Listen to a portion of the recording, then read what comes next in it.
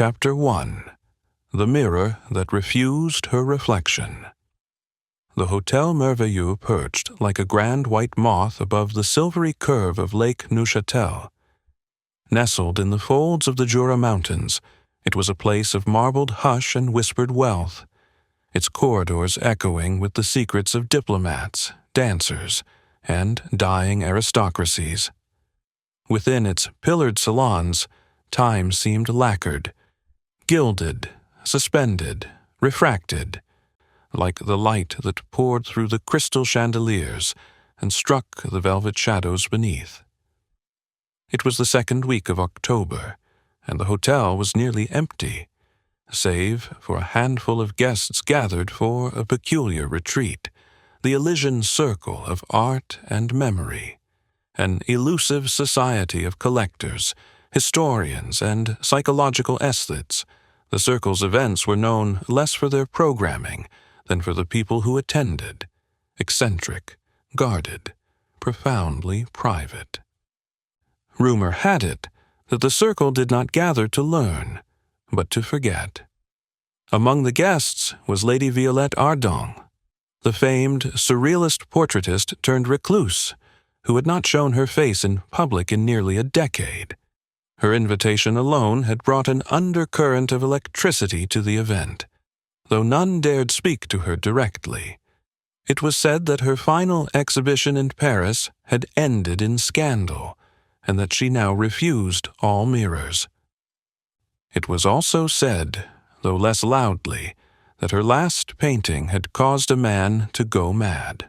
On the fourth morning of the retreat, the guests gathered in the East Wing salon for the unveiling of a curious artifact, an 18th-century Venetian mirror, once belonging to the Marchesa di Ravini, a woman who, history whispered, had poisoned 3 husbands and disappeared before the 4th wedding night.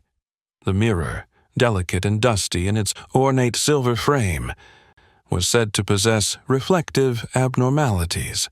Most took this to mean distortion, a trick of light, a romantic affectation. At precisely 10 o'clock, the concierge wheeled in the antique under velvet covering, and it was Lady Ardent herself who insisted on lifting the cloth. What followed was not a scream, more a gasp held too long. "She's gone," said Lady Ardent in a voice so flat it silenced the room. Before the others could ask what she meant, she had staggered back from the mirror. Her face, usually an impassive mask beneath the wide-brimmed hat and black gloves, had blanched. Her eyes were unfocused, locked not on her reflection, but on the absence of it. There was indeed nothing in the glass.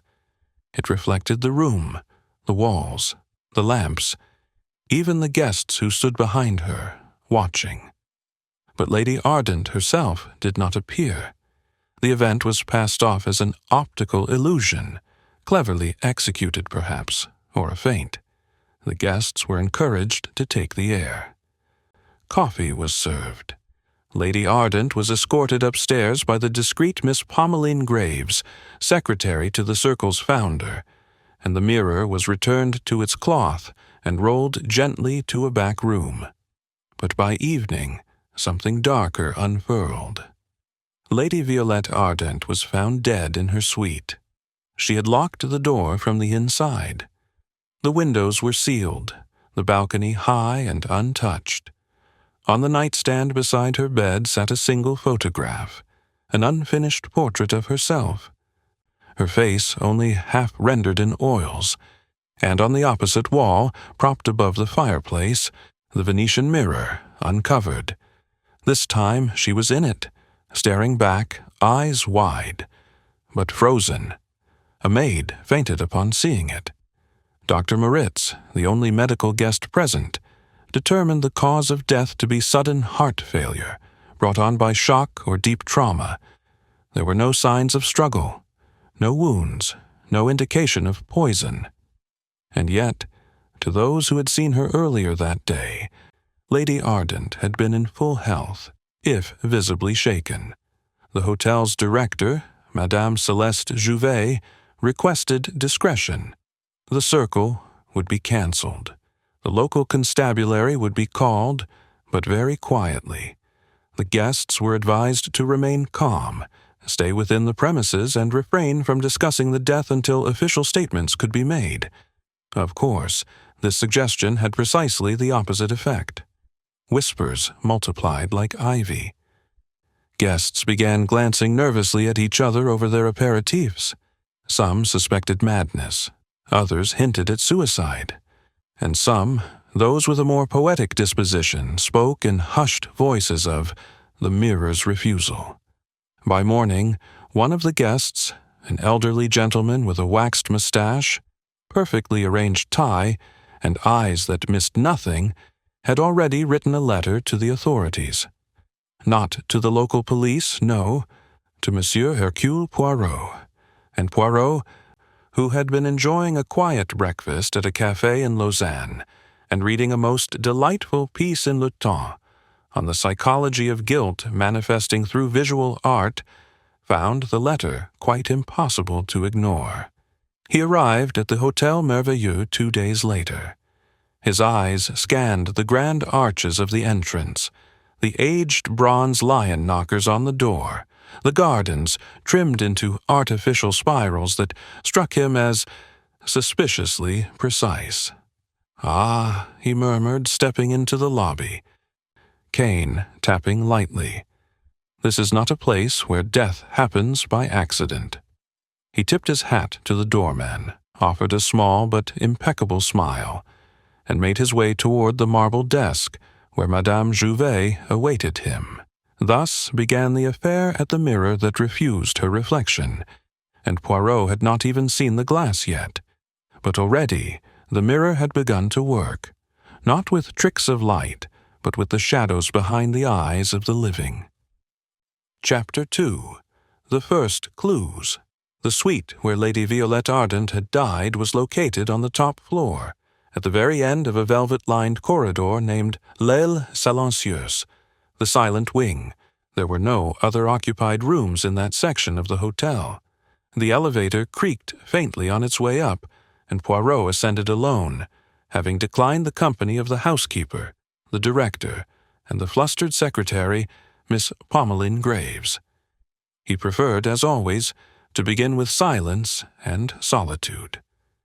When the doors parted, Poirot stepped out into soft light and hushed carpets. The air here was scented faintly with lavender and something more metallic, brass polish, perhaps. The hallway was as still as a forgotten theater set after closing night. Poirot approached Suite 413, its double doors flanked by marble busts of forgotten Hellenic muses. The key, recovered from Lady Ardent's own dressing robe, had opened the doors after her death. But Poirot examined the lock first. It was original, not tampered with, clean and sharp-edged. He nodded to himself and stepped inside. The room was large, feminine, and oddly suspended between worlds. The curtains were drawn, but not tightly. Light bled in from behind them like whispers behind heavy fabric. The bed had not been disturbed, the white coverlet crisp, folded precisely. Lady Ardent had been found in the chaise beside the fireplace, and it was there Poirot first turned. The chair was still positioned at a slight diagonal. A faint impression in the upholstery remained, where her body had collapsed sideways, as if tipping into a silent thought. The teacup on the side table remained untouched. The tea had gone cold. No signs of spillage or sudden movement. Poirot's gaze swept upward. There it stood, the Venetian mirror, tall, silver-framed, filigreed in floral shapes of aged pewter and oxidized glass, the kind of object that might have adorned a palace dressing-room or watched a masked ball unspool into scandal. Its surface was slightly smoky, aged but not broken, not cracked, and yet something was strange. Poirot tilted his head. He saw himself reflected, perfectly. His mustache, the elegant line of his lapel, and yet he sensed No, he did not see something. He felt its absence. He leaned slightly left, then right. Eh bien, he murmured. The mirror does not lie. But perhaps, Monsieur Poirot, it does not speak the whole truth either. He stepped closer. The light from the window shimmered faintly behind the mirror's glass, and for a moment he imagined a pulse beneath the silvering. Poirot tapped the edge gently with the tip of his cane. A dull, resonant sound answered, nothing hollow. The mirror had not been altered from the back. Next, he turned his attention to the portrait on the nightstand. It was small, only half finished. The brushwork was precise, haunting, Lady Arden's signature style.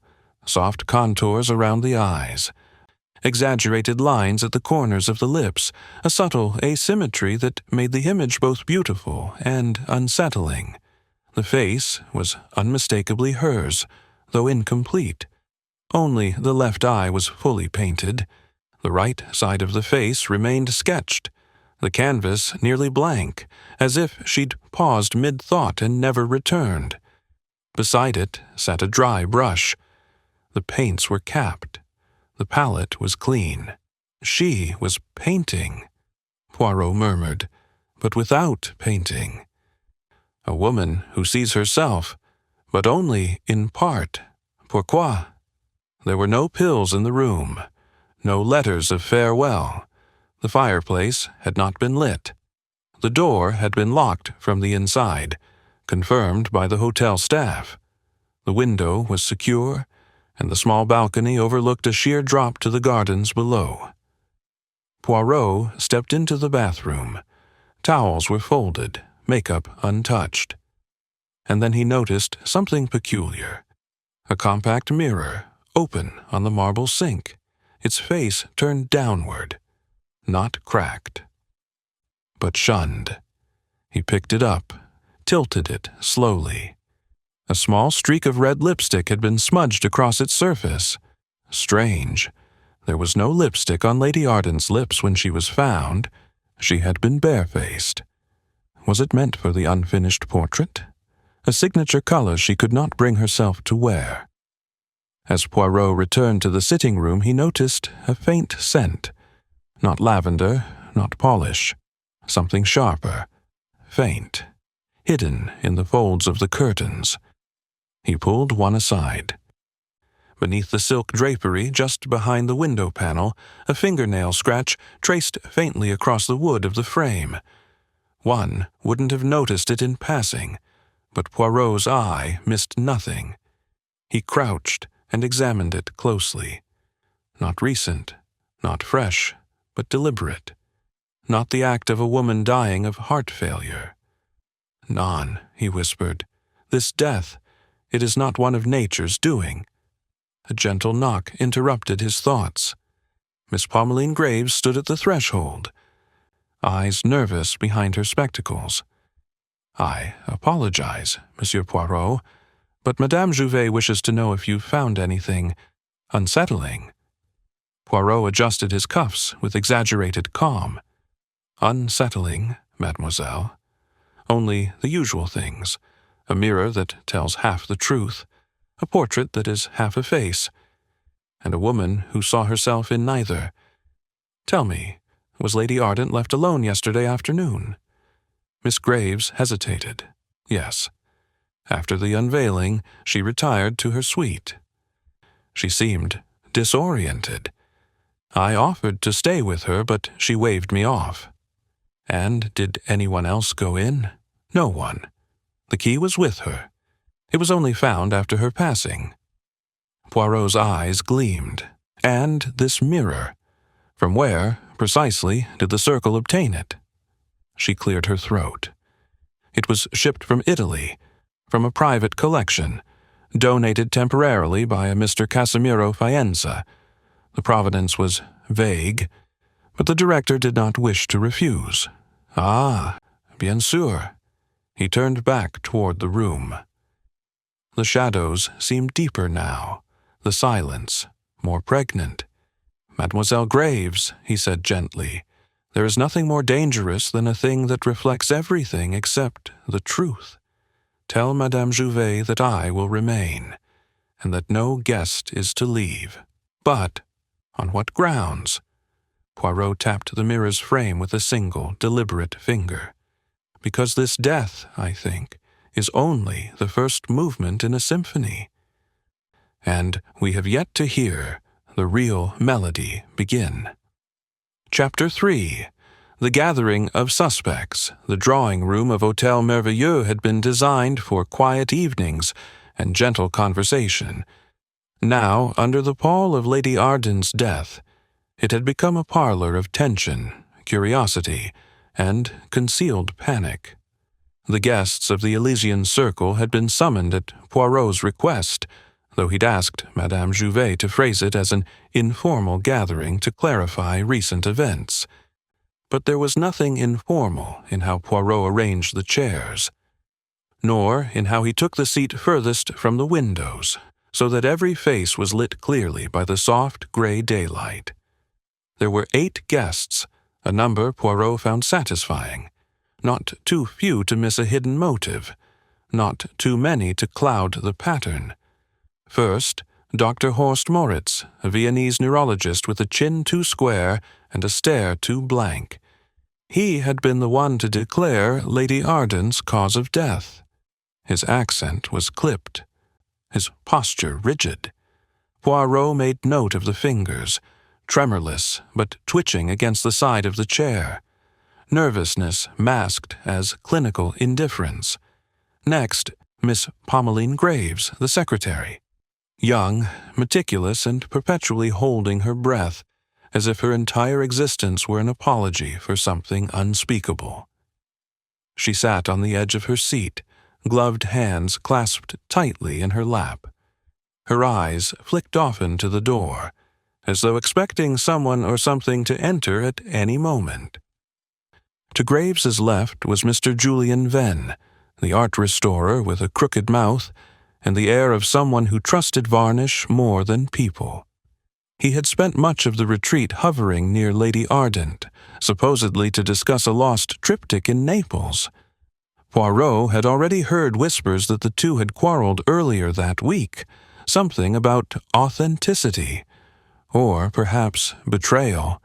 Beside him, a couple, Lord Peter and Lady Marguerite d'Aubray, aristocrats of a particularly discontented breed. He was graying, lean and vaguely wolfish, with a walking cane he clearly didn't need. She, a former ballet dancer with the long spine of a disciplined body and the sharp tongue of one who had long since grown tired of being ornamental. Their marriage, Poirot noted instantly, was a smothered war. Then came Mr. Leandro Ferris, the financier and patron of the Circle's more extravagant acquisitions. Expensively dressed but not expensively postured, he sat reclined with his legs crossed, watching Poirot with an amusement he didn't bother to hide. His voice, when he spoke, was slow and syrupy. Finally, the last 2 guests arrived together. Nadine Rousseau, the curator of a Parisian esoteric library, and her companion, Sister Ariel, a former nun turned mystical lecturer. Nadine was intense and intellectual, her gaze heavy with judgment. Ariel, pale and faintly luminous, moved as if through water, dreamlike and strange. When she sat, she did not cross her legs or fold her hands. She simply was. Poirot allowed a few moments of silence to settle, studying them each. "Mesdames et messieurs," he began, "I thank you for your patience. You are aware, of course, of the tragic death of Lady Ardente, a woman of great artistic sensitivity. But I believe her death was not a matter of weak constitution." There was a stir among the guests. Dr. Moritz cleared his throat. "I examined her body, monsieur. There were no signs of trauma or poison." Poirot smiled slightly. "Ah, but the body is not the only vessel through which murder moves. There is also the mind, the heart, And the soul, n'est-ce pas? A small scoff came from Julian Venn. You speak as if we're trapped in a Gothic novel, Monsieur Poirot. To be trapped, monsieur, Poirot said mildly, one must first be enclosed. And here, he gestured around the grand salon, we are enclosed. Until I understand precisely what happened in Suite 413, no one shall leave this hotel. There was a sharp intake of breath from Lady Marguerite. You mean we are suspects? I mean, Poirot said gently, that someone here knows more than they admit. And in such matters, discretion is a friend to guilt. Lord Dobray stood suddenly. Are we to be interrogated, then? One by one? Shall we confess our secrets like schoolchildren? I do not ask for confessions, my lord. Only clarity. You see, Lady Ardent's final hours were not spent in peace.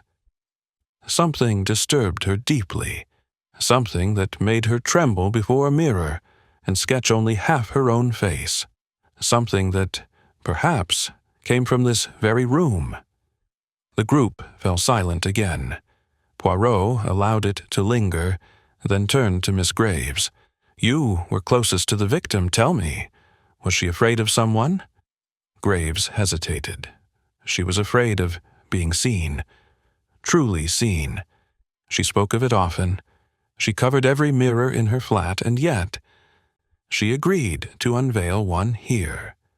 She did not do so lightly, murmured Sister Ariel. She told me that morning she felt the mirror would either forgive her or punish her. Nadine Rousseau looked sharply at her. You told me she hadn't spoken at all that day. She hadn't. Not to you. Poirot's eyes moved between them. There is a phrase in the legal world. Inconsistency is the cousin of guilt. And in psychology, it is closer still to the truth. Dr. Moritz shifted in his seat. You're implying, what? That someone used a mirror to kill her. By what mechanism? I do not yet know the weapon, Poirot said simply, but I believe I am beginning to know the motive. A pause. Poirot folded his hands. Let me propose a scenario. A woman with secrets. A mirror said to reflect more than the surface. A group of people, each with ties to the past, and to each other. Some knew her well, some only pretended to. He stood. I will speak to you all individually, one by one. And when we are done, perhaps the mirror will reflect the truth at last. As he turned to leave, Poirot allowed himself one final glance at the group. Julian Venn avoided his gaze. Lady Marguerite looked shaken. Leandro Ferris smirked behind his fingers.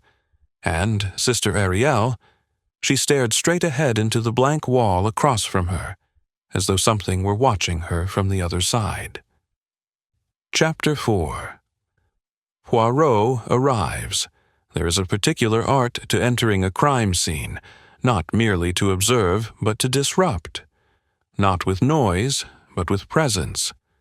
Hercule Poirot, though he had already examined Lady Ardent's room, had not yet fully arrived in the minds of the suspects.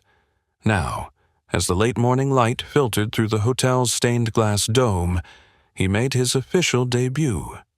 No longer the curious guest, but the inescapable force. His cane tapped softly against the marble floor as he re-entered the drawing-room, where the guests had been allowed to scatter into informal knots. Conversation had grown brittle, meandering from weather to legacy art fraud with a conspicuous avoidance of the previous night's tragedy. But the moment Poirot crossed the threshold, all speech ceased. Mademoiselle Graves, he said, turning to the secretary as if plucking a single thread from a tapestry, you are kind to remain near. I require a list of all guests, as well as their times of arrival, and please include any prior interactions with Lady Ardent during the retreat. Even the smallest detail may carry weight. Pommeline nodded nervously. Of course, Monsieur Poirot. I'll begin compiling it now." Poirot turned, eyes sweeping across the group with feather-light pressure. "Each of you," he said calmly, "shall speak with me in turn. But before I do this, I wish to share my impressions. You will forgive me if I look closely." His gaze fell first upon Julian Venn, who stood by the fireplace, gazing into a half-finished whiskey. "You are a man, monsieur," Poirot began, "who deals in the restoration of the past. You do not create beauty, you preserve it. Or, at times, falsify it." Julian stiffened. "Are you accusing me of forgery? I accuse no one. But I observe, and I observe that your hands, delicate, skilled, tremble when you speak of Lady Ardent. I respected her," he said tightly, "more than most did. Yet you argued with her. It was heard by a guest 2 nights ago, just outside the gallery. Something about a painting that had vanished. Perhaps one you restored." Venn's silence spoke more than words. Poirot moved on, turning to Lord and Lady Dobray, who now sat at opposing ends of a velvet settee. "Madame," he said to Lady Marguerite, "your grief, it is masked, but not absent. You knew Lady Ardent once, n'est-ce pas? Before the Elysian circle." Her eyes narrowed. "We danced together, in another life. A life you did not wish to revisit?" "No," she said, and neither did she. That was the point. "And you, milord," Poirot turned, "what do you think of a mirror that refuses to reflect?" Lord Dobray leaned on his cane with a scoff. "Symbolism is for those who cannot face facts." Poirot smiled faintly. "And facts are often inconvenient for those who prefer illusions." He moved on. Dr. Moritz stood near the French doors, fingers now folded neatly over one another.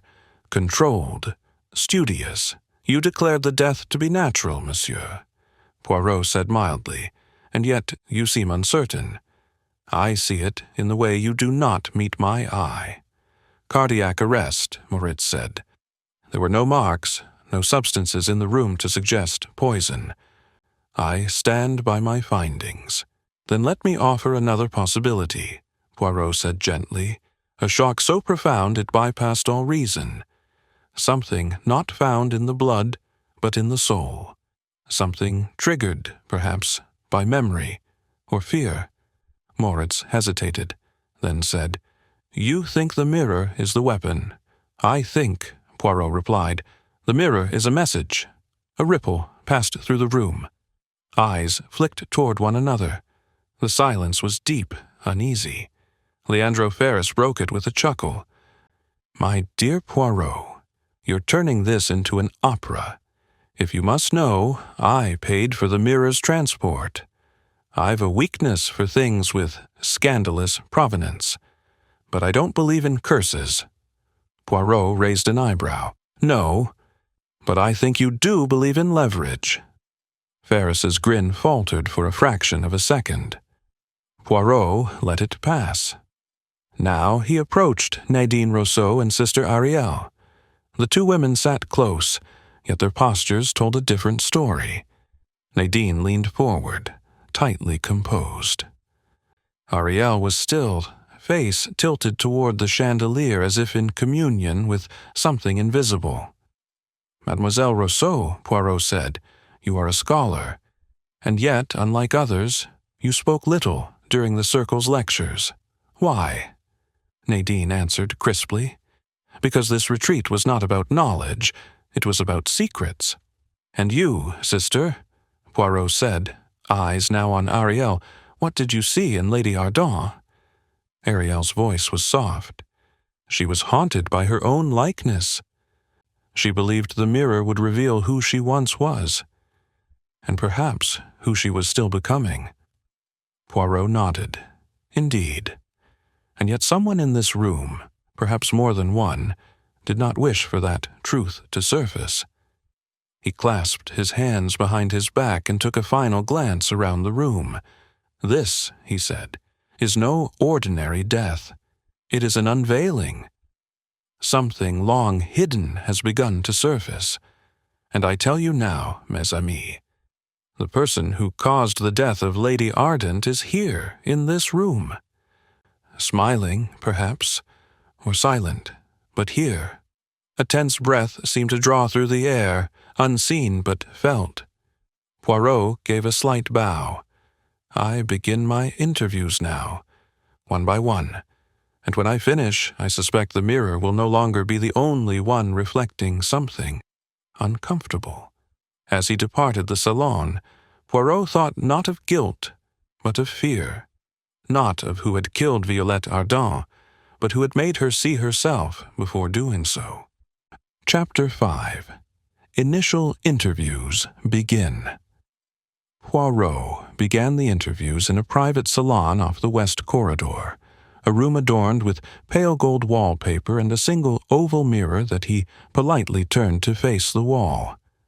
A vase of lilies stood on the mantel, the only living thing in the room besides himself, and the truth he hoped to tease from others. He arranged 2 chairs at a 45-degree angle, close enough for comfort, far enough for confession.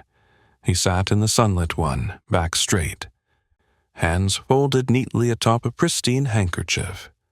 Then, with a single nod to Miss Graves waiting outside the door, he summoned his first guest. Julian Venn entered like a man walking into his own trial. He held a notebook under one arm, his collar slightly askew, his eyes too busy searching the room to meet Poirot's. "Monsieur Venn," Poirot greeted, gesturing to the seat opposite. "Let us speak, yes? With candor, with intelligence, and above all, with precision." Julian sat stiffly, spine taut, fingers white against the paper edge of his notebook. "If this is about the painting," he said immediately, "I can assure you there was no quarrel, only artistic difference." "No," Poirot said gently. "You mistake me. I am not yet asking what you argued about. I am asking why you did not mention it when I spoke earlier to the group." Julian faltered. "I didn't think it relevant." Poirot leaned forward just slightly. "But when a woman dies hours after a confrontation, however minor, with a man who knew her intimately, do you think it irrelevant then?" Julian's jaw tightened. It wasn't about her. It was about her work. A lost painting she once sold to a private collector.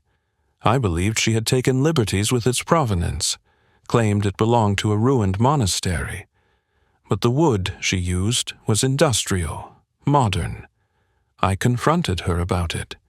And how did she respond? She laughed. His voice thinned.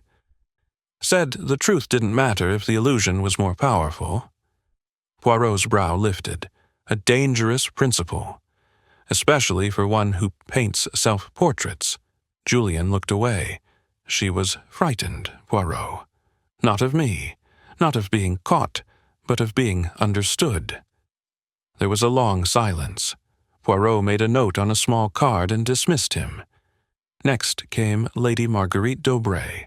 She entered like a breeze trapped in a cage, elegant, tightly wound, every gesture performed with practiced grace. She crossed her ankles with the precision of a stage dancer, though her expression betrayed exhaustion. "You were once close with Lady Ardent," Poirot said without preamble. She sighed. "Once. We danced in the same company. In Florence, in 27. She was dazzling back then, daring, but not kind. Did she harm you?" Marguerite hesitated. "Not directly, but she harmed someone I loved, a girl named Emilienne. Violette seduced her, then painted her. And when the painting was finished, she vanished from her life entirely. Emilienne never recovered, took her own life in Marseille 2 years later. And you never confronted Lady Ardent?" "I tried. Once. Years ago, she pretended not to remember Emilienne, said the painting had sold well, and that was all that mattered. I wanted to strike her, but I didn't. Instead, You accepted an invitation to spend a week with her under the same roof." Her mouth twisted. "I wanted to see if she remembered anything. If she felt guilt." She didn't. Poirot studied her. "Did you go into her suite after the unveiling of the mirror?" "No, I was in my own room. I had a headache." "Did anyone confirm that?" "My husband, presumably." Poirot made another quiet note. "You may go, madame." Marguerite stood and left without another word. Dr. Moritz was already at the door, punctual to the second. He entered with his physician's bag in hand, though Poirot hadn't summoned him for any professional reason. "You were the first to see the body," Poirot said. "Walk me through your observation again." Slowly, Moritz recited the facts. No signs of trauma, no evidence of poison, heart failure likely induced by shock. His tone was flat, memorized. Poirot interrupted him gently. "You are certain there were no signs of struggle?" "I examined the fingernails. No skin, no foreign fibers. Hands were relaxed." "But fear leaves traces even when it does not wound." "Were the pupils dilated?" "Moderately." "Tongue bitten?" "No." "Skin pallor?" Moritz hesitated. "Slight cyanosis, but not consistent with suffocation. Perhaps a panic-induced arrhythmia." "And her face?" "She looked surprised." Poirot tilted his head. "No, not surprised. Recognizing, perhaps. The difference is small, but fatal." Moritz didn't respond. Poirot waved him out. Now came Miss Pommeline Graves. She entered hesitantly, shoulders drawn in as though expecting reprimand. "You cared for Lady Ardent, I think," Poirot said kindly, "not merely as a secretary." "She was complex," Graves whispered. "Beautiful. Impossible." "Did you love her?" Graves's lips parted. No sound came. "I believe you tried to protect her," Poirot continued. "You saw her unraveling, and you stayed close. You warned her about the mirror, didn't you?" "I told her not to look," Graves said. "I told her nothing. Good comes of facing the past in polished glass. Why did she ignore you?" "She said it was time. That if she didn't face it now, it would follow her into the grave." Poirot paused. "Do you believe someone helped her into the grave?" Tears pooled at the corners of her eyes. "I don't know. But she wasn't well. She kept asking if people could see her anymore. She said she felt invisible, as if she no longer cast a shadow." Poirot stood, gently touched her shoulder. "Thank you. Mademoiselle, you may go." And then, alone once more, he took out his notebook.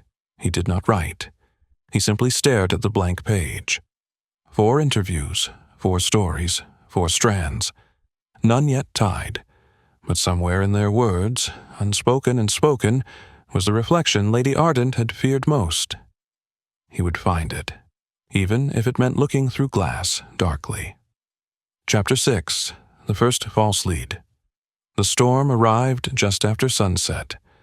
Rain swept across the glass panes of Hotel Merveilleux like nervous fingers, tapping, retreating, returning.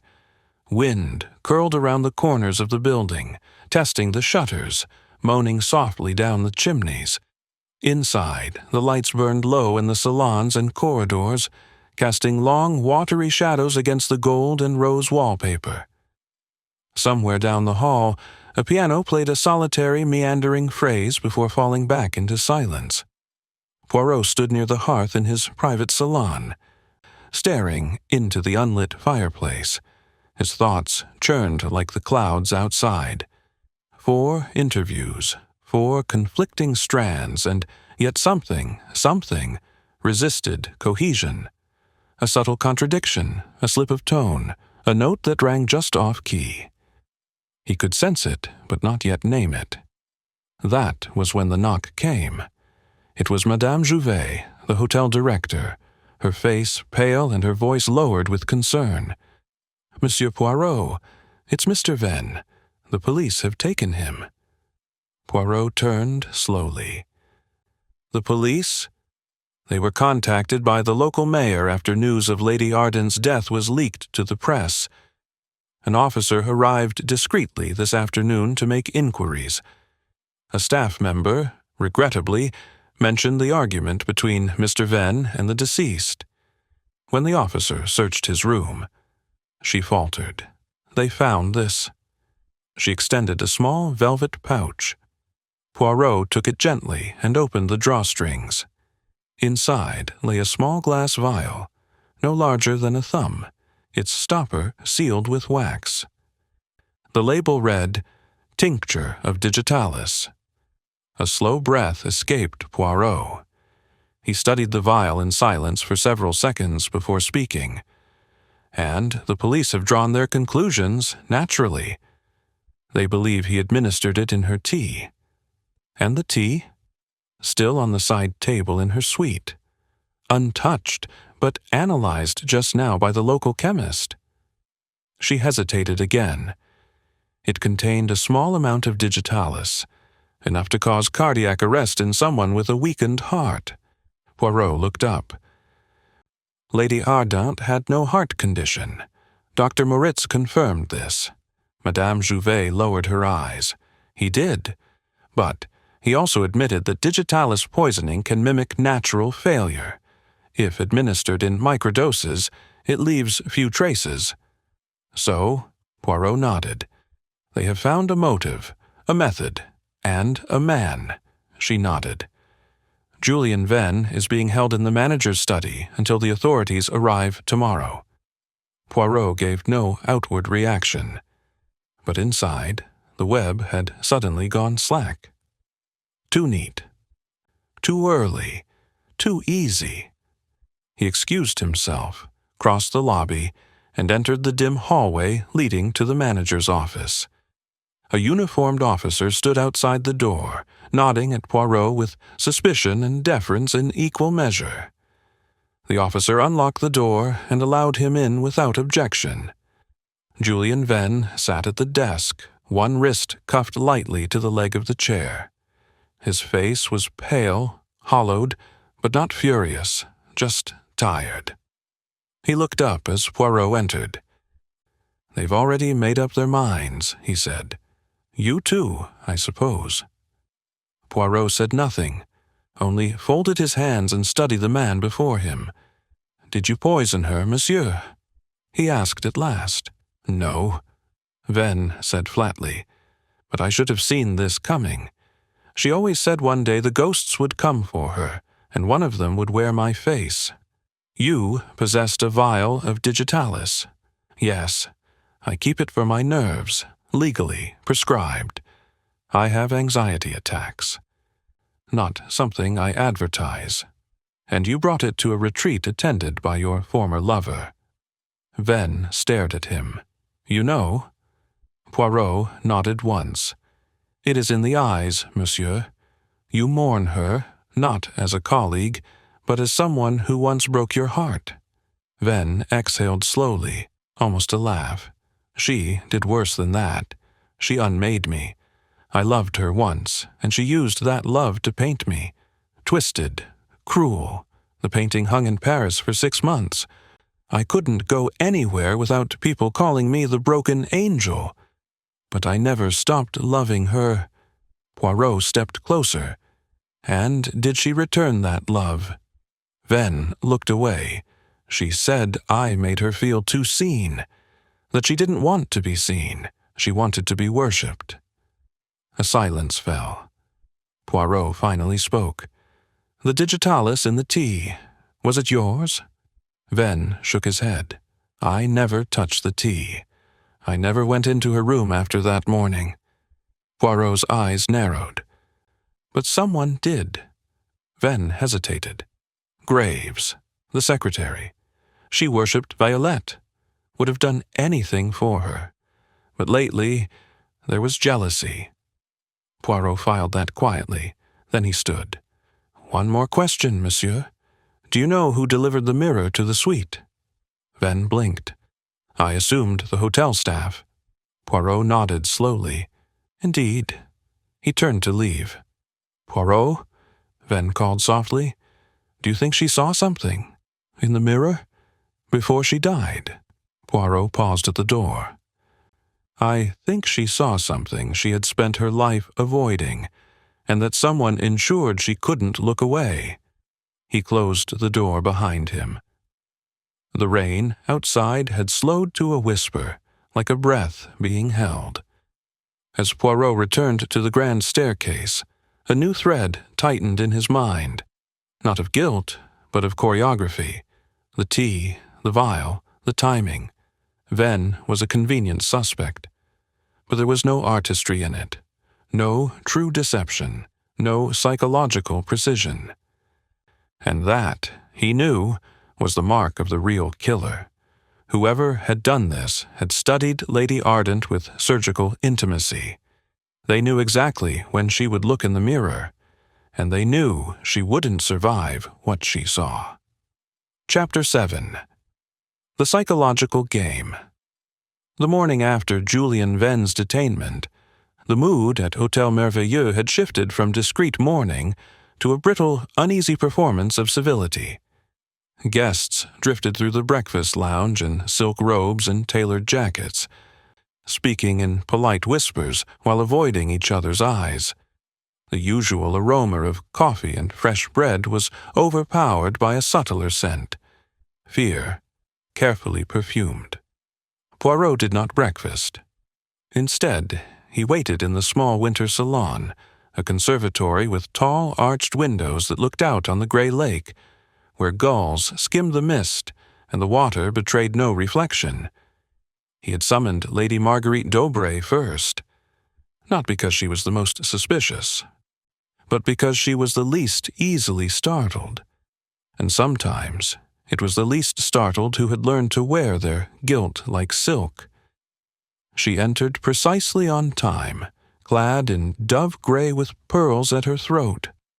She took the seat opposite him without invitation, crossed her legs with balletic precision, and met his gaze with cool poise. Monsieur Poirot, she said, am I to assume this is your theatre now? Madame, he replied, it was always a theatre. I merely replaced the script with one of my own. She tilted her head, expression unreadable. I do not believe you poisoned Lady Ardent, Poirot continued, but I believe you hated her, not with the fire of vengeance, but with the ice of memory. Tell me, when you looked at her across this very room, what did you see? I saw a woman I used to know, she said, a woman who wore cruelty like fragrance. And what did she see in you? A pause. Then, softly, something she had long since forgotten. Poirot leaned forward. She once painted you, did she not? Marguerite flinched, barely. She began a portrait, she said, but never finished. She claimed my face was too symmetrical to be true, that I wore balance like a lie. Poirot's eyes glinted. She painted others more completely, but you she left half-rendered, perhaps because you reminded her of what she erased. Marguerite stiffened. I am not a jealous woman, Monsieur Poirot. No, but you are a silent one, and silence, madame, is never neutral. She rose with grace and left with a glance that might have withered roses. Poirot did not stop her.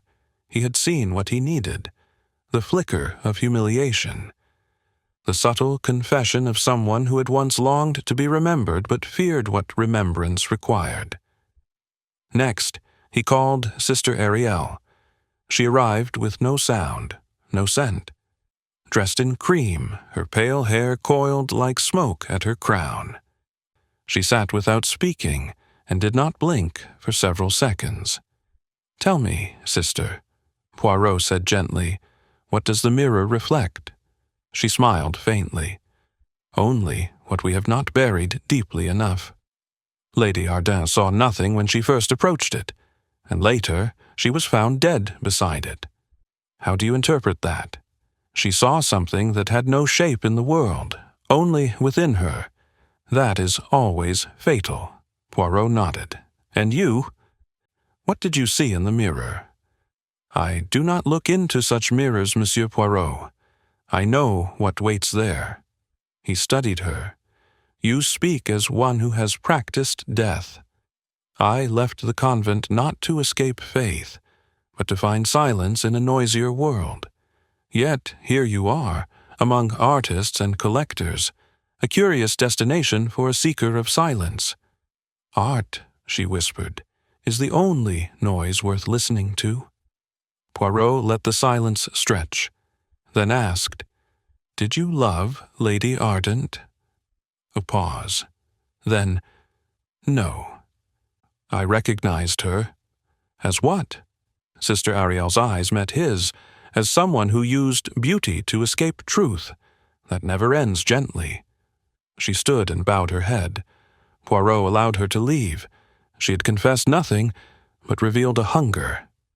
Not for guilt, but for endings. And that, too, he filed carefully. Now came Leandro Ferris, striding in with the confidence of a man wrongly accused so many times that innocence had become a performance. He sat with one leg crossed, fingers drumming lightly on his knee. I take it I'm here to be painted with your brush, monsieur. You strike me, Poirot said, as a man who appreciates objects more than people. Ferris smiled. People are fleeting, artifacts are not. And yet the mirror you financed, the one with such dramatic effect, was not just a purchase. It was a message, non? It was a curiosity, nothing more. You knew its history, its legend, that it once drove a woman mad. And so has poetry. So has grief. Poirot narrowed his eyes. Lady Ardent's grief was private, until she met you. Ferris shrugged. She invited me into her madness, not the other way around. Poirot stood abruptly, walked to the window, a man who buys cursed mirrors, a woman who fears her own reflection, and a group of guests so entangled in secrecy that the truth cannot breathe. Ferris rose too. So, tell me, Poirot, who killed her? Poirot turned. His voice was soft. The one who knew not how to save her, but how to undo her, emotionally, intimately, psychologically. Ferris's smirk faltered. Poirot watched it like a crack forming in a perfect glaze. Merci, monsieur, he said. That will be all. As Ferris departed, Poirot returned to his chair and finally allowed himself a long breath. They were playing their parts well, each withholding, each disguising motive behind language and manner. But he had begun to see it now, the geometry of the wound. This was not a crime of opportunity. It was a crime of timing, of emotion, of something revealed in that mirror, something more than a reflection. Lady Ardent had not been poisoned by the hand. She had been prepared, broken down, detail by detail, until her own image destroyed her. Poirot tapped his cane once against the floor. The psychological game had begun, and someone, perhaps more than one, was already beginning to lose. Chapter 8. A Secondary Mystery. The mirror was gone. That was the first shock. It occurred shortly after noon, as Madame Jouvet summoned Poirot in breathless haste, her heels clicking with agitation on the parquet floors of the east wing. She led him not to Lady Ardent's suite, but to the ground-floor gallery, where the mirror had been moved after her death for safe-keeping, sealed in a locked room near the archives. The door was ajar. Inside, the mirror's stand remained, but the glass, ornate, tall, unmistakable, had vanished. Only a pale dust shadow remained where it had stood, as if the object had never quite belonged to the world around it.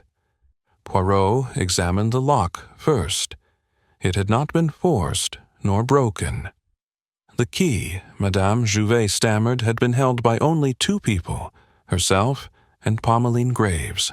"I've already sent for her," Madame Jouvet said, wringing her gloved hands. She insists she hasn't entered the room since the night it was moved.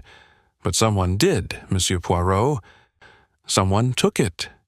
Or someone hid it, Poirot murmured. He stared at the floor, noting the faint outline where the mirror's base had pressed into the carpet. No dragging marks, no shattered glass. Whoever had removed it had done so carefully, perhaps even reverently. A theft, yes, but also something more, a silencing. The mirror had spoken too loudly. Someone had grown afraid. Poirot straightened. Gather the guests in the reading room. I will speak with Miss Graves immediately. Minutes later, Pomelaine stood before him, visibly trembling. Her blouse was misbuttoned.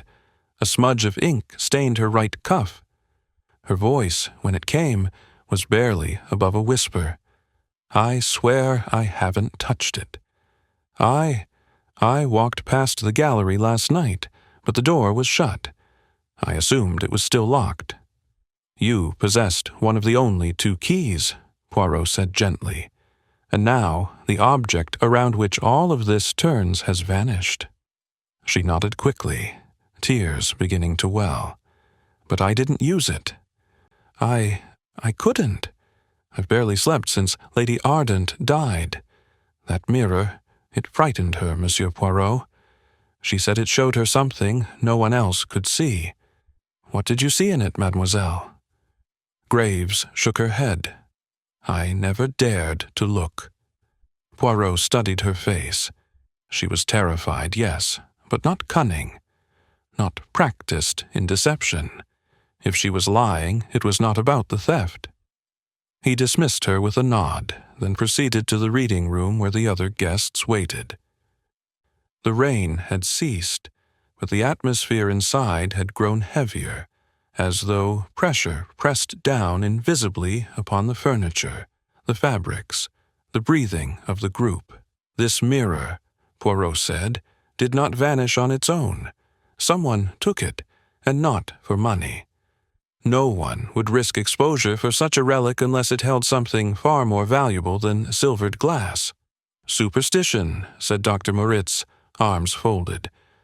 Someone feared it would incriminate them, or absolve someone else, added Lady Marguerite quietly. Sister Ariel looked toward the darkened window. The mirror was not a tool. It was a confession. If someone stole it, they are hiding not a crime, but a memory. Poirot's gaze swept the room. And it is not the only thing missing. There was a hush. In my interview with Lady Ardent's secretary, he continued, she mentioned a letter the lady had written the night before her death. A personal reflection. Confessional, perhaps. That letter is gone. He paused, letting that settle. It was likely placed on her writing desk, beside the unfinished portrait. Miss Graves saw it late that evening, but when I examined the room the next morning, it was no longer there. The guests looked around at one another uneasily.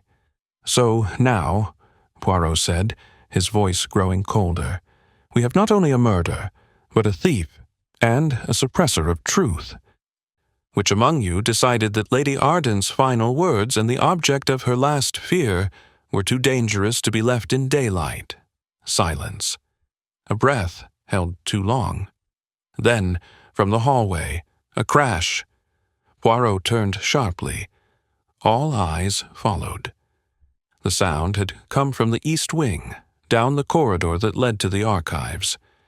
He moved quickly, cane tapping rapidly across the floor, followed by the others in an uneasy tide. At the threshold of the corridor stood one of the young bellboys, eyes wide with panic. There, he pointed. A door was open, and someone just ran. Poirot pushed forward, rounded the corner, just in time to see a side door swing shut into the maintenance stairwell. He rushed to it, flung it open. The stairwell descended sharply, slick stone lit by a single, flickering bulb. But no one was there. Only a faint echo of footfalls and a smear, a fingerprint, on the banister. He stared at it, then turned back. In the room next to the archives, a dusty store cupboard stood open, and inside, half covered by a moth-eaten linen sheet, the mirror. Not stolen, not destroyed, hidden. But why return to it now? And why risk being caught? Poirot stepped closer. Something glinted at the base of the mirror's frame. He knelt and picked it up. A small gold locket, delicate, a woman's, hinged. He opened it. Inside, 2 photographs. One was unmistakably Lady Ardent, younger, laughing. The other, a girl with dark hair and sad eyes. Poirot recognized her. Not from the hotel. From the portrait sketch on Ardent's nightstand. The one she'd never finished. She had painted only half of her own face, and the other half, perhaps, belonged to the girl in the locket. He snapped it shut. Whoever had hidden the mirror had dropped this in haste, which meant they had not hidden it days ago. They had hidden it just now. Poirot turned toward the door. The circle was tightening. And now, it wasn't only about who had killed Lady Ardent. It was about who she really was, and who was willing to kill, to bury her twice. Chapter 9. Hidden Connections. The locket lay on Poirot's velvet handkerchief, gleaming dully under the lamplight in his room. Its clasp, though worn, still clicked shut with precision, as though the secrets within it had grown used to being contained. Lady Ardent's young face, radiant and carefree, stared out from one side. On the other, a dark-haired girl with long lashes and a slight cleft in her chin. Her smile strained, uncertain. Poirot studied the image for a long time. Not merely a friend, not merely a muse. There was something mirrored. He pressed the locket closed, folded it into the handkerchief, and rang the bell for Miss Graves. When she entered, her face was tight with concern. "Do you recognize this woman?" he asked, offering her the open locket without flourish. Pommeline leaned closer, peered into the twin portraits, and gasped. Her gloved hand flew to her mouth. That's Emilienne." Poirot said nothing. She used to come to the studio in Montmartre. She was quiet, sweet, barely older than I was. Violette adored her. She painted her a dozen times, but then she vanished. One day she just stopped coming. Violette said she'd run off with some poet, but I never believed it. "She took her own life," Poirot said softly, "in Marseille, 2 years after the last painting." Pommeline turned pale. "She never told me." "Why?" "Perhaps because Emilienne was not simply a model. Perhaps she was something more intimate, more threatening." Pommeline sank into the chair. "That's why she stopped painting faces, why she covered mirrors. She wasn't afraid of the world seeing her. She was afraid of seeing herself. Half of her had disappeared with Emilienne." Poirot nodded. "And someone here knew, someone who knew Emilienne not from gossip or gallery whispers, but from life." He dismissed Pommeline gently, then walked to the large board where he had begun arranging notes and names in geometric fashion. The mirror, recovered but hidden. The locket, dropped in haste. The second photograph, Emilienne, once a muse, now a ghost. And the letter, still missing. Poirot tapped lightly on Lady Marguerite d'Aubray's card. She had known Emilienne, perhaps loved her, and yet had not mentioned the name when asked directly about her past with Lady Ardent. He summoned her next. She entered with less hauteur than before. Her silk shawl hung loosely, and there was something bruised in the way she carried herself, as though the performance had become too exhausting to maintain.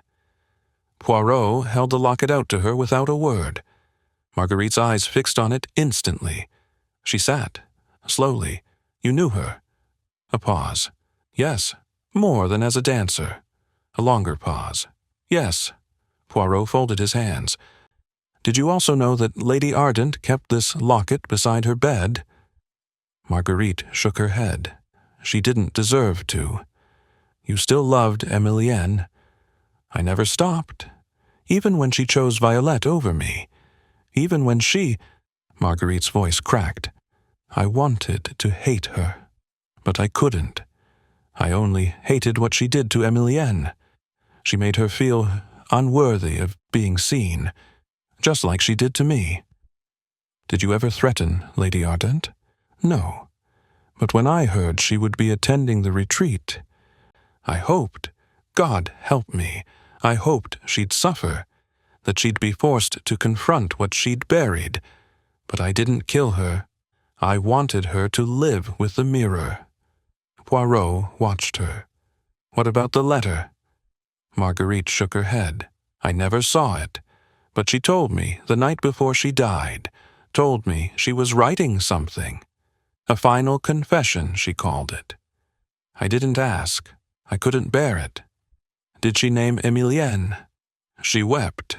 That was enough. Poirot let her go.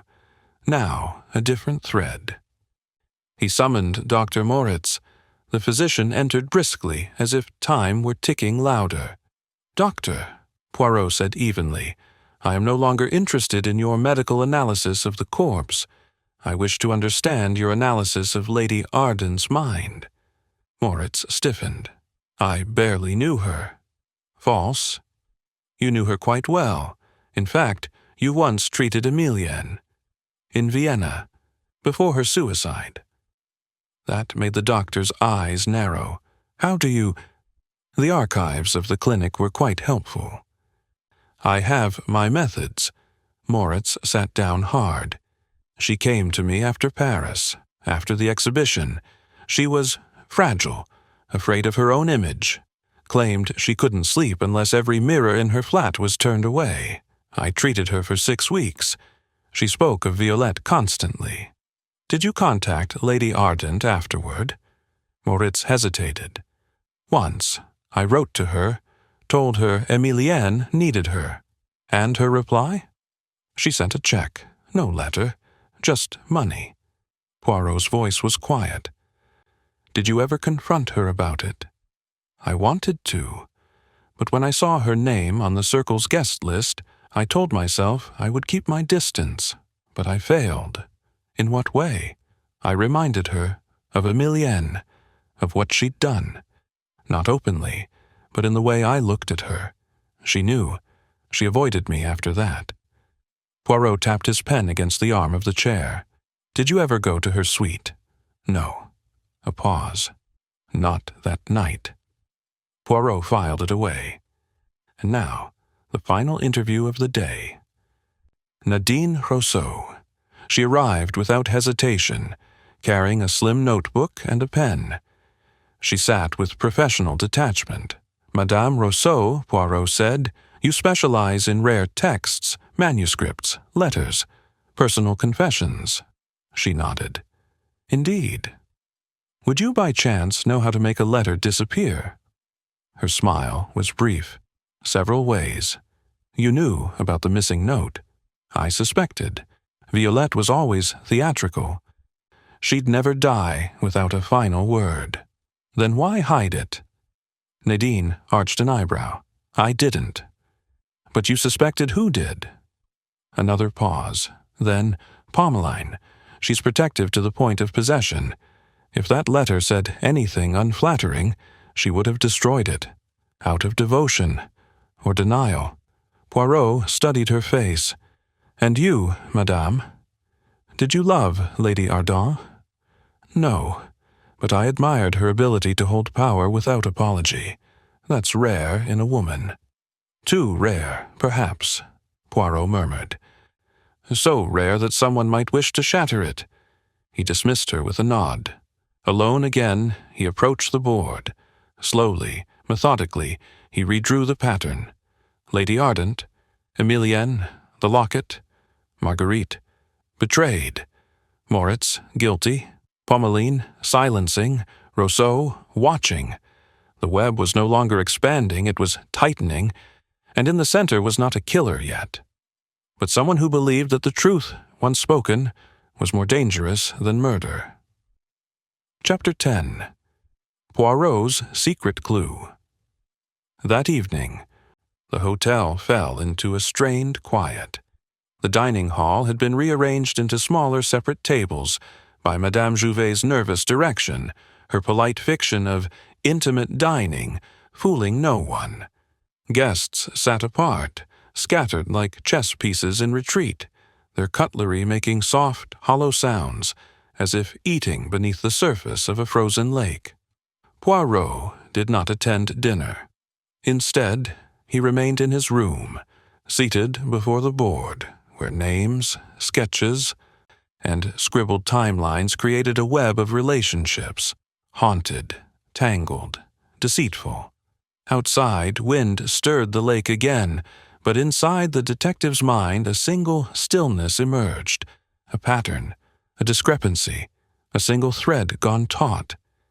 It had come not from an interview, nor from a word spoken in anger, but from a silence oddly placed. Something unspoken when it should have been ordinary, a moment that now loomed larger than the rest.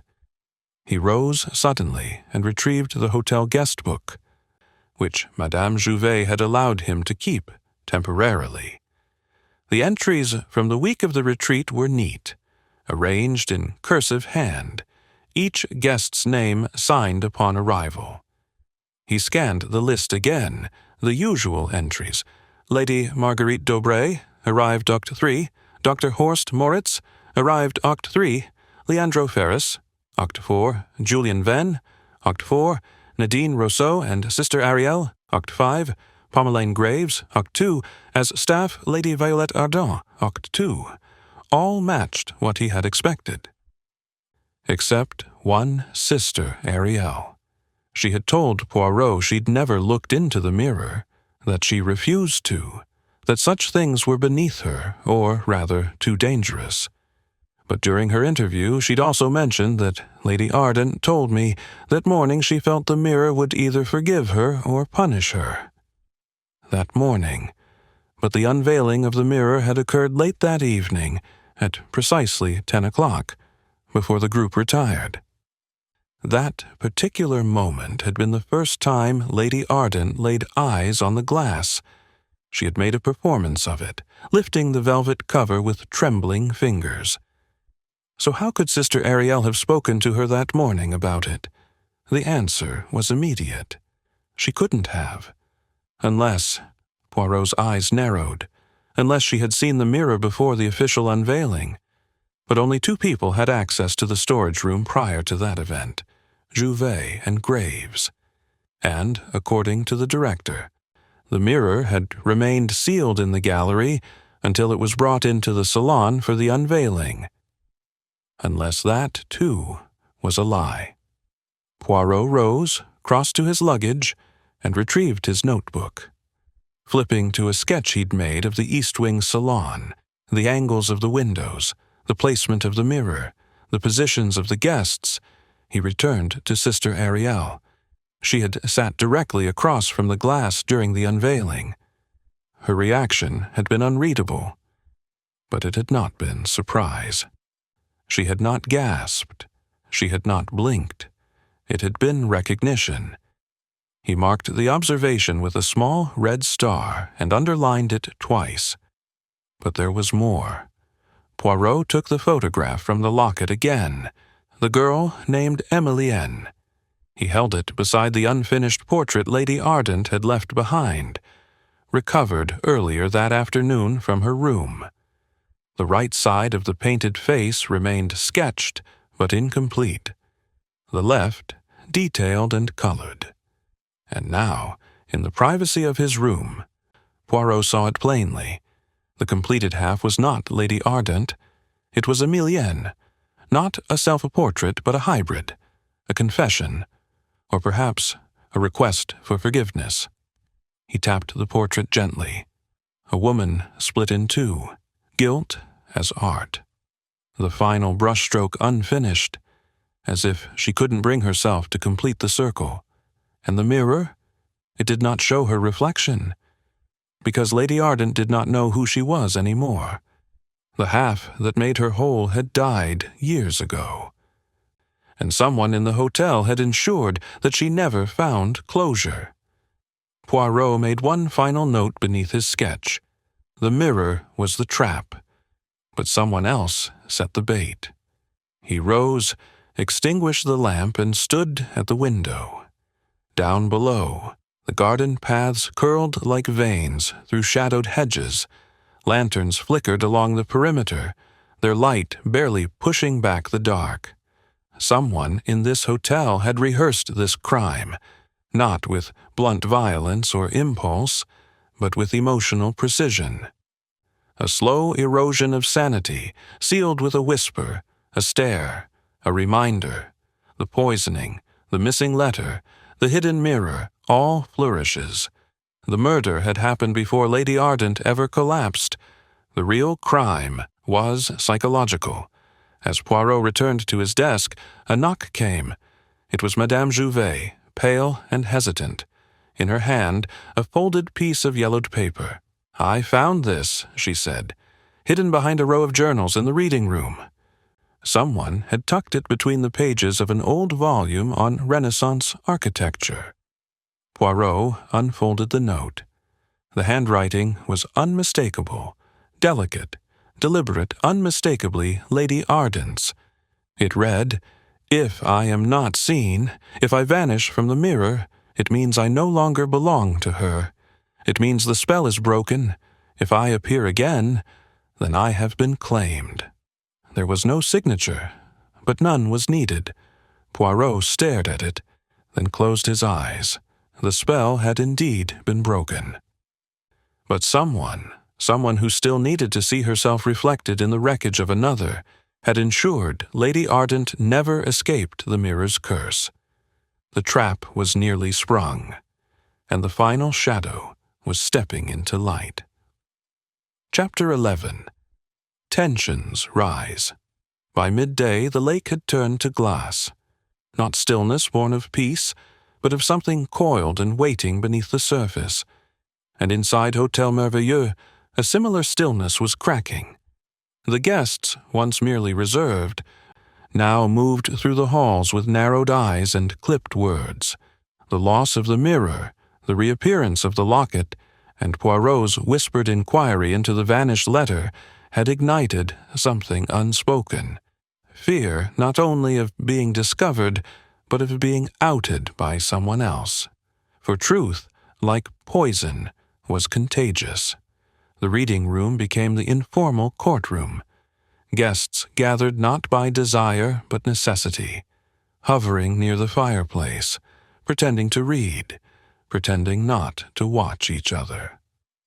Poirot sat in the far armchair, half turned toward the window, apparently absorbed in the gray distance, but listening always.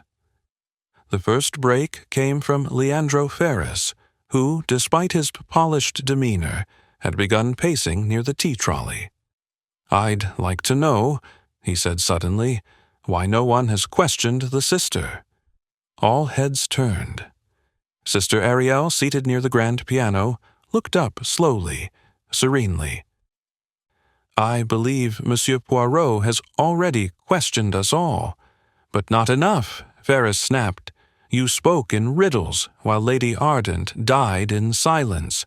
You claim to have never looked in the mirror, and yet you described it before it was unveiled. That's not philosophy. It's familiarity." Sister Ariel blinked, unbothered. The mirror was merely a conduit. The danger was already within her. "Convenient," Ferris sneered. "That's the kind of language that absolves people of action." "Did you help her write that letter before you stole it?" "I did not steal the letter," she replied, voice even.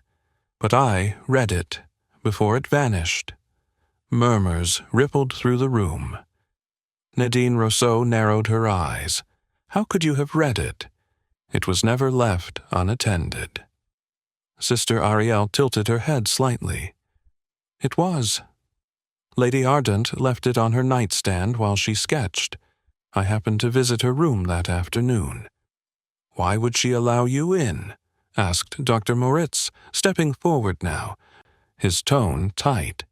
"She barely tolerated visitors, especially not those who reminded her of guilt." "She trusted me," Ariel said simply. "I offered no judgment." Julian Venn, freshly released from his imposed confinement after Poirot's intervention, now scoffed from the corner. She trusted no one, least of all herself. That letter, if it was a confession, it was written for no eyes but her own. Poirot remained seated, watching the storm form. Ferris pressed forward. "So tell us then, sister." "What did it say?" Sister Ariel didn't flinch. It was about her. The girl in the locket, Emilienne. She wrote that she had ruined the one person who made her feel whole, that each portrait since then was a lie, that she was waiting for the mirror to decide if she still had a soul. Lady Marguerite stood now, and yet none of this was told to the rest of us. Ariel looked toward her. "Would it have changed your opinion?" Marguerite's jaw clenched. "I don't traffic in opinions. I traffic in facts, and the fact is, Lady Ardent was not well, but someone here ensured she never got better." Dr. Moritz stepped forward, glancing at Poirot for the first time. "If you have something to say, madame, say it." "I will," Marguerite said coldly. "It was you who treated Emilienne, you who watched her unravel, and yet you said nothing. You came to this retreat and hovered like a crow, watching Violette disintegrate just the same. I did not cause her collapse," Moritz growled. "But I saw it coming. We all did. Except some of us stood back and let it happen because we wanted it to." Rousseau broke in sharply. "Meaning what?" "Meaning," he snapped, "you watched her fall into herself and thought it was justice. You all did. Don't pretend otherwise." Poirot's voice, when it came, was soft but undeniable. "You are all correct." The room froze. He rose slowly, buttoning his jacket. "Each of you, in some small way, sharpened the edges of the mirror. Not physically, not violently, but emotionally, psychologically. Lady Ardent's death was not sudden. It was sculpted, worn down over days, over years. Some of you held memories like weapons. Others used silence like poison." He paced slowly between them. "You, Madame Rousseau, accused her of cruelty, while cataloguing her every step for intellectual profit. You, Dr. Moritz, looked into her pain and chose distance over healing. Sister Ariel, you offered the balm of mysticism, while knowing full well it would not protect her. Ferris, your mirror was never an artifact. It was a stage." Ferris stepped back, face suddenly pale. Poirot turned. "Lady Marguerite, you loved Emilienne, and you hated the one who stole her. But hatred, madame, does not end in catharsis. It ends in rot." Then he turned last to Julian Venn, "And you, the man she once painted with reverence, then contempt. You saw her fragmenting, and you left her unfinished." Julian looked away. Poirot's voice dropped now, intimate, firm. "She was not killed by a hand, not poisoned with a vial. The truth is clearer than that. She was undone, brick by brick, by those who claimed to care." A beat. "And now the question becomes, who among you realized too late that her death would reveal your own reflection in the mirror?" The silence was absolute. Then footsteps echoed down the corridor. Miss Pommeline Graves appeared, breathless, holding a folded slip of paper. "Monsieur Poirot," she said, voice trembling, "I found this behind the frame in Lady Ardent's dressing-table drawer. I don't think I was meant to." Poirot took the paper, opened it. 3 words scribbled in hurried, desperate ink. It was her. No name, no context, but enough. Poirot looked up. His eyes fell not on Sister Ariel, nor Moritz, nor Marguerite, but on someone who had spoken little since the last mirror vanished, someone who had loved Lady Ardent. Yes, but more than that, had needed her to need them, and could not survive the moment she no longer did. Chapter 12. The Confrontation. It was just after 9 when Poirot requested the small salon be prepared again. The lights were dimmed, the fire unlit, and one chair was placed in the center of the room, deliberately isolated. Outside, the moon cast a faint silver arc across the lake, but inside the air felt thick, dense with anticipation. One by one, the guests were summoned, but this time only one was asked to sit: Pommeline Graves. She entered with small, careful steps. Her blouse was buttoned too high, her gloves a shade darker than usual, her gaze low and flickering. The others remained standing along the periphery, unsure whether they were witnesses or participants.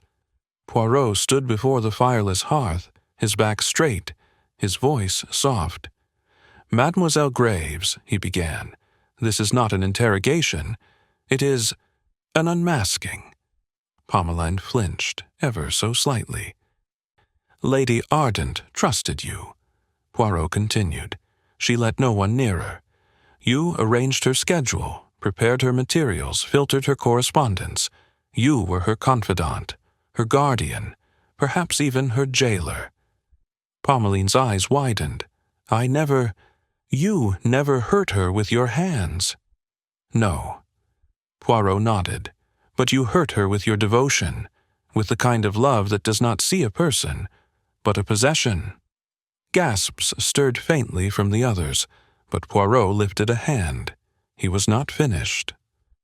"She feared her reflection because she no longer knew what part of it was hers. She feared the mirror. But she feared more the fact that someone had begun to see her only as a memory, as a myth, as a fragile thing needing to be preserved, not confronted." Pommeline's voice came then, soft, shaky. "She was coming undone, Monsieur Poirot. Every day she drifted further. She spoke to empty corners. She stopped finishing her work. She wouldn't eat." Poirot stepped forward. "And so you decided to finish her story for her." "No," she said louder now. "I tried to save her. But when she refused to be saved on your terms, what then?" Poirot's voice sharpened slightly. "When she began speaking of closure, of letters, of confessions, of letting go, what did you feel, mademoiselle?" Pommeline swallowed. "Afraid. Afraid of losing her?" "Yes." "Or afraid that she would no longer need you?"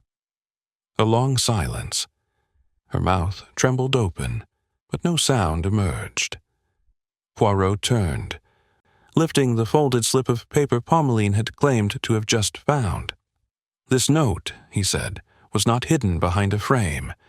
It was placed, carefully, strategically, in a drawer that only one person opened regularly. Hers." He faced her now. "You planted it. You wanted me to chase shadows. But, mademoiselle, shadows only exist where light falls." Pommeline's breathing quickened. "You think Poirot nodded. "You knew of the mirror's effect on her. You knew that withholding the letter would drive her to confrontation. You did not poison her. You did not strangle or strike. But you triggered a sequence of psychological torments that made her death look inevitable. She wanted the mirror," Pommeline said desperately. "She asked for it. She said it was time. I didn't know what would happen. You moved it into her room before the unveiling. I didn't." Poirot held up the guest ledger. "The key logs show it was accessed the day before. You signed the release for gallery storage yourself. When Lady Ardent removed the cloth and claimed she saw nothing, it wasn't surprise. It was the second time she'd looked. Pomeline's lips parted. Her hands gripped the arms of the chair. Poirot stepped closer. His voice dropped to a whisper. What did she see, Pommeline? Or rather, what did you hope she wouldn't see? Pommeline stared ahead, as if into the surface of the mirror itself. I was trying to hold her together, she whispered. Every day she slipped away. She wouldn't paint, she wouldn't eat. She talked to ghosts. I tried to be everything, but she didn't see me. She only saw that girl. Emilienne, Poirot said gently. Pommeline nodded slowly. She never stopped loving her. Not really. I gave her everything, my time, my life, and still I was invisible. Her voice cracked. So I made her see. You moved the mirror to her room while she napped. You left the locket. And you took the letter before it could be delivered. I thought, if she saw herself, really saw, she'd snap back. She'd wake up. I didn't mean for it to... Poirot sighed. But trauma is not a cure, mademoiselle. It is a door. Once opened, it does not close quietly. Pommeline's face crumpled, her shoulders collapsing inward. I wanted to help her, she said in a voice that barely reached the walls. I loved her. Yes, Poirot said softly. But love, when it seeks to control rather than to understand, becomes its own cruelty. Silence settled like dust. After a moment, Poirot turned to the others. She is not a murderer in the legal sense. There was no intent to kill. But Lady Ardent's death was not accidental. It was the culmination of a dozen small manipulations, emotional dependencies, and withheld truths. He looked at Pommeline one last time. You did not poison her, mademoiselle. But you handed her the reflection she feared most, without warning, without kindness, and without permission. Madame Jouvet, standing near the door, stepped forward now with gentle firmness. She will remain here, under supervision, until the authorities decide the next course. Pommeline said nothing. She sat like a statue of sorrow, unmoving, unblinking. The room slowly emptied. The guests slipped out, quiet and shaken, each turning inward. Only Poirot remained a moment longer. Staring at the fireless hearth, he had solved the case. But what had been restored? Nothing could unbreak Lady Ardent. Nothing could reconstruct the unfinished portrait, the girl lost in time, the locket left behind. He picked up his cane and walked slowly out. Behind him, the mirror remained covered.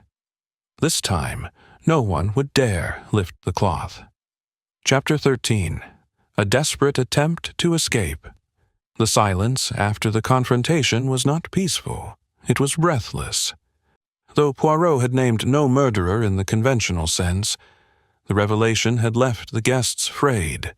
No one spoke of Pommeline Graves directly, but her absence from breakfast the next morning lingered like a missing book from a well-ordered shelf. Madame Jouvet informed the remaining guests that Miss Graves had taken ill and was resting under supervision in her suite. No further explanation was offered. But even as the visible danger seemed contained, Poirot remained watchful. For guilt is rarely solitary. And he had not yet accounted for the missing letter, the original handwritten confession of Lady Ardent. The note, recovered earlier, with its vague accusation, it was her, was almost certainly planted. But where was the original? The one Sister Ariel had claimed to read, and that Pommeline had tried to suppress. Poirot rose early that morning and walked the length of the hotel grounds alone. Mist drifted up from the lake like a gauze veil, and the gardens felt too quiet, like the stage of a play after the curtain has fallen. But before the props have been struck, he did not return inside immediately. Instead, he waited. And just after 9, As sunlight bled into gray corridors, he saw her, Nadine Rousseau. She wore a deep green coat and clutched a leather satchel. She walked quickly, too quickly, toward the eastern stairwell that led not to the lobby, but to the cellar archive. Poirot followed, silent and deliberate, his footsteps masked by the creak of ancient wood. Down the stone steps she went, passing locked doors, stacks of old furnishings, and rows of unused tableware. At the far end of the corridor she paused before a heavy door, an old wine storage room, unused since the hotel renovations. Poirot watched as she removed a small brass key from her glove. She opened the door, slipped inside, closed it behind her. Poirot waited precisely 30 seconds. Then he knocked, twice. A rustle, a pause. The door opened slowly. She blinked at him, clearly startled. "Ah, madame," he said pleasantly. "How curious that we meet in the coldest corner of the hotel." Her voice was steady, but only just. "I needed solitude. The atmosphere upstairs has become stifling." Poirot smiled. "May I?" he asked, and stepped past her into the room before she could object. The space was dim, lined with old shelving, covered in dust. Near the far wall sat a crate of antique books, a rusted typewriter, and, on a low stool, a half-burned bundle of papers in a metal basin. Poirot moved toward them without hesitation. "Ah," he said softly, "and here it is." He bent and extracted the top sheet, scorched at the edges, but not fully destroyed. It bore Lady Arden's distinctive script. "I had wondered who still feared the letter," Poirot continued, turning to her. "Pommeline may have hidden it, but she never tried to destroy it. That impulse, madame, belongs to someone with a different fear entirely." Nadine's lips tightened. "You have no proof I set it alight." "I have proof you were here. A brass key in your possession that unlocks a room closed for 5 years, a fire basin in the basement when there are hearths upstairs, and you, with the scholar's instinct to redact rather than confess." He walked slowly toward her, folding the letter with care. "You told me you admired Lady Arden's unapologetic power. That much was true. But it was also envy, was it not? For in her art she could say what others like yourself must only quote, footnote, and archive." Nadine's composure cracked. "She mocked the rest of us," she hissed. "She painted pain, then walked away from it. She turned human suffering into fame.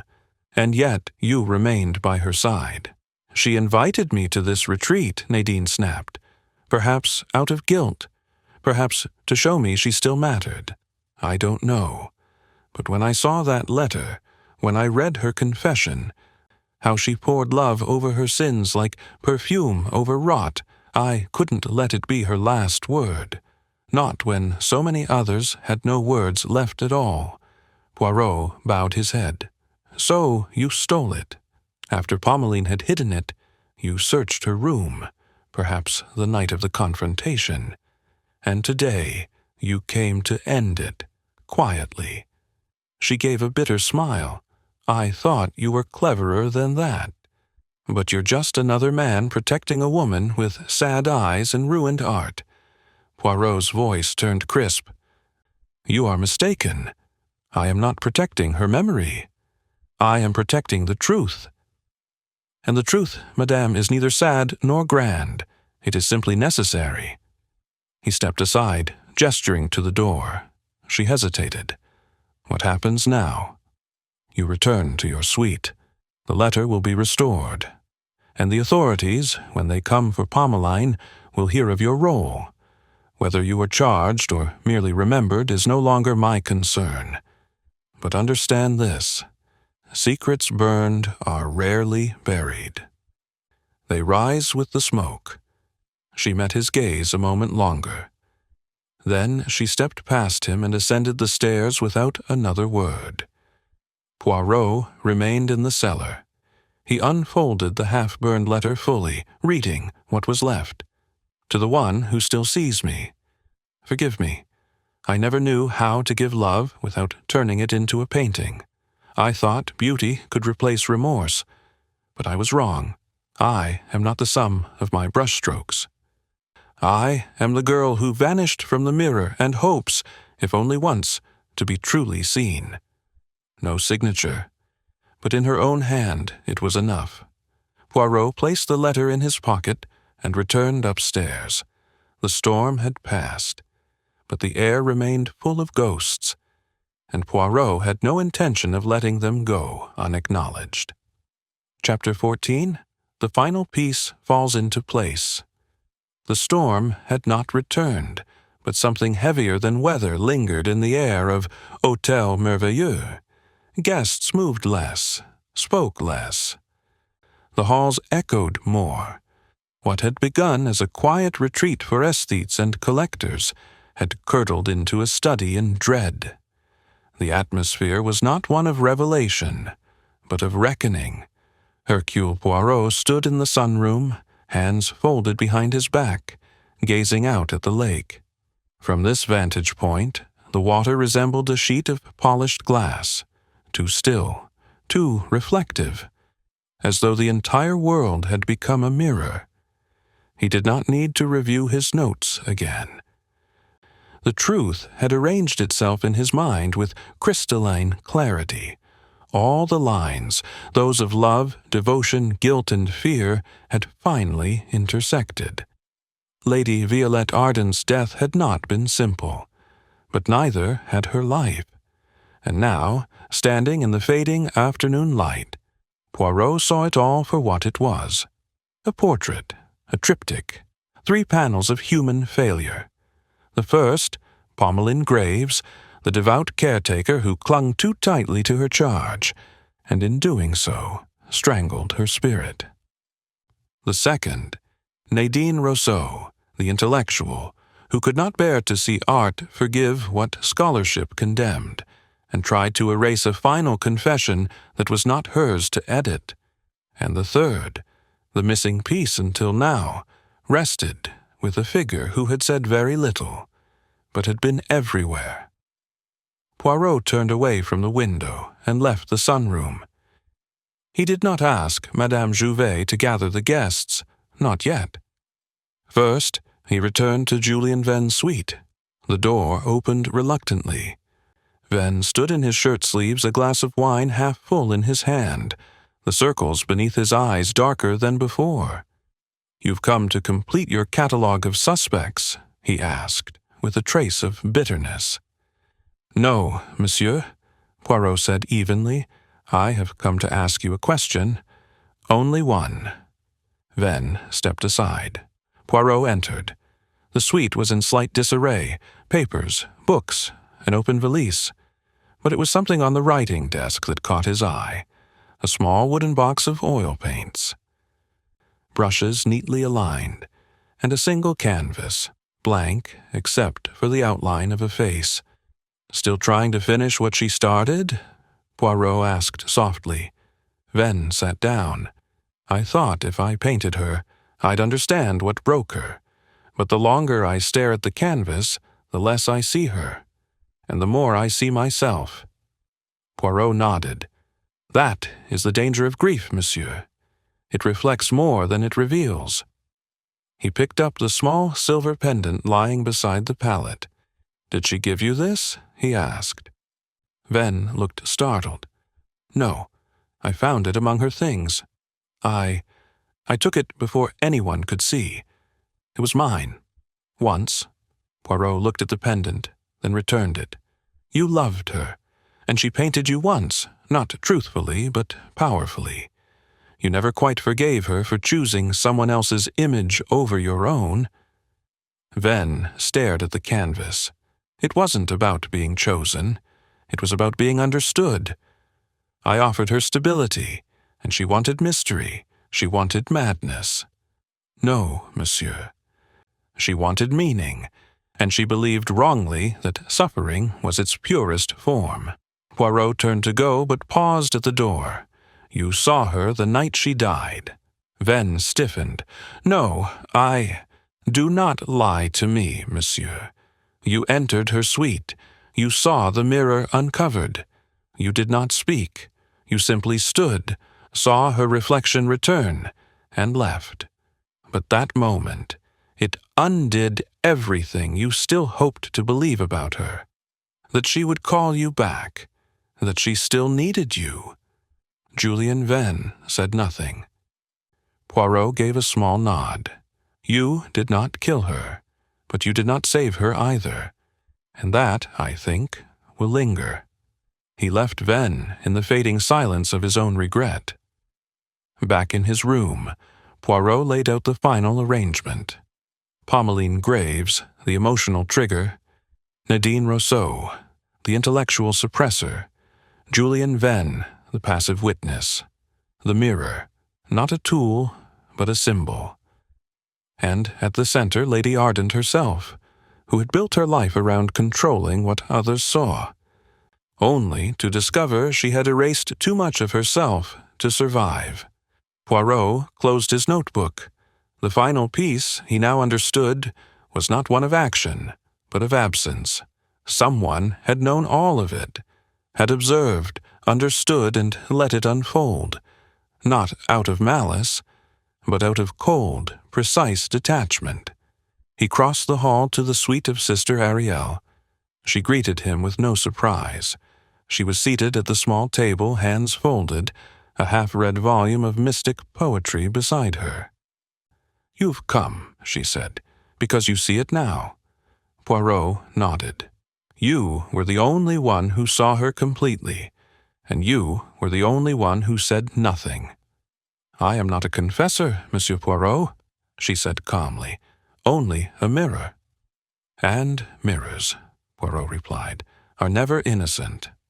She tilted her head. She wanted to be seen, but only through the eyes that flattered her wounds. I merely watched. I never encouraged. I never manipulated. "No," Poirot said.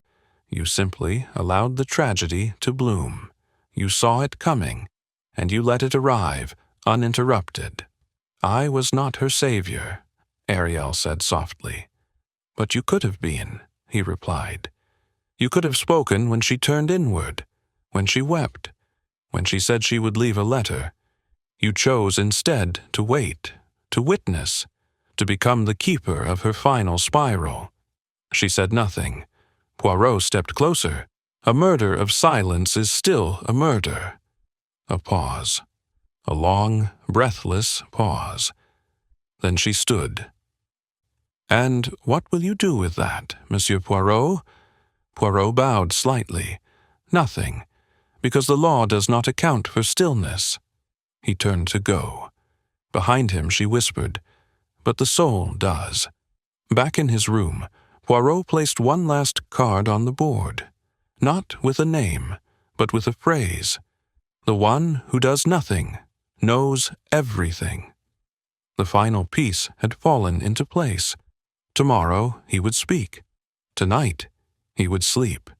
And in the silence of his dreams, the mirror would finally crack. Chapter 15.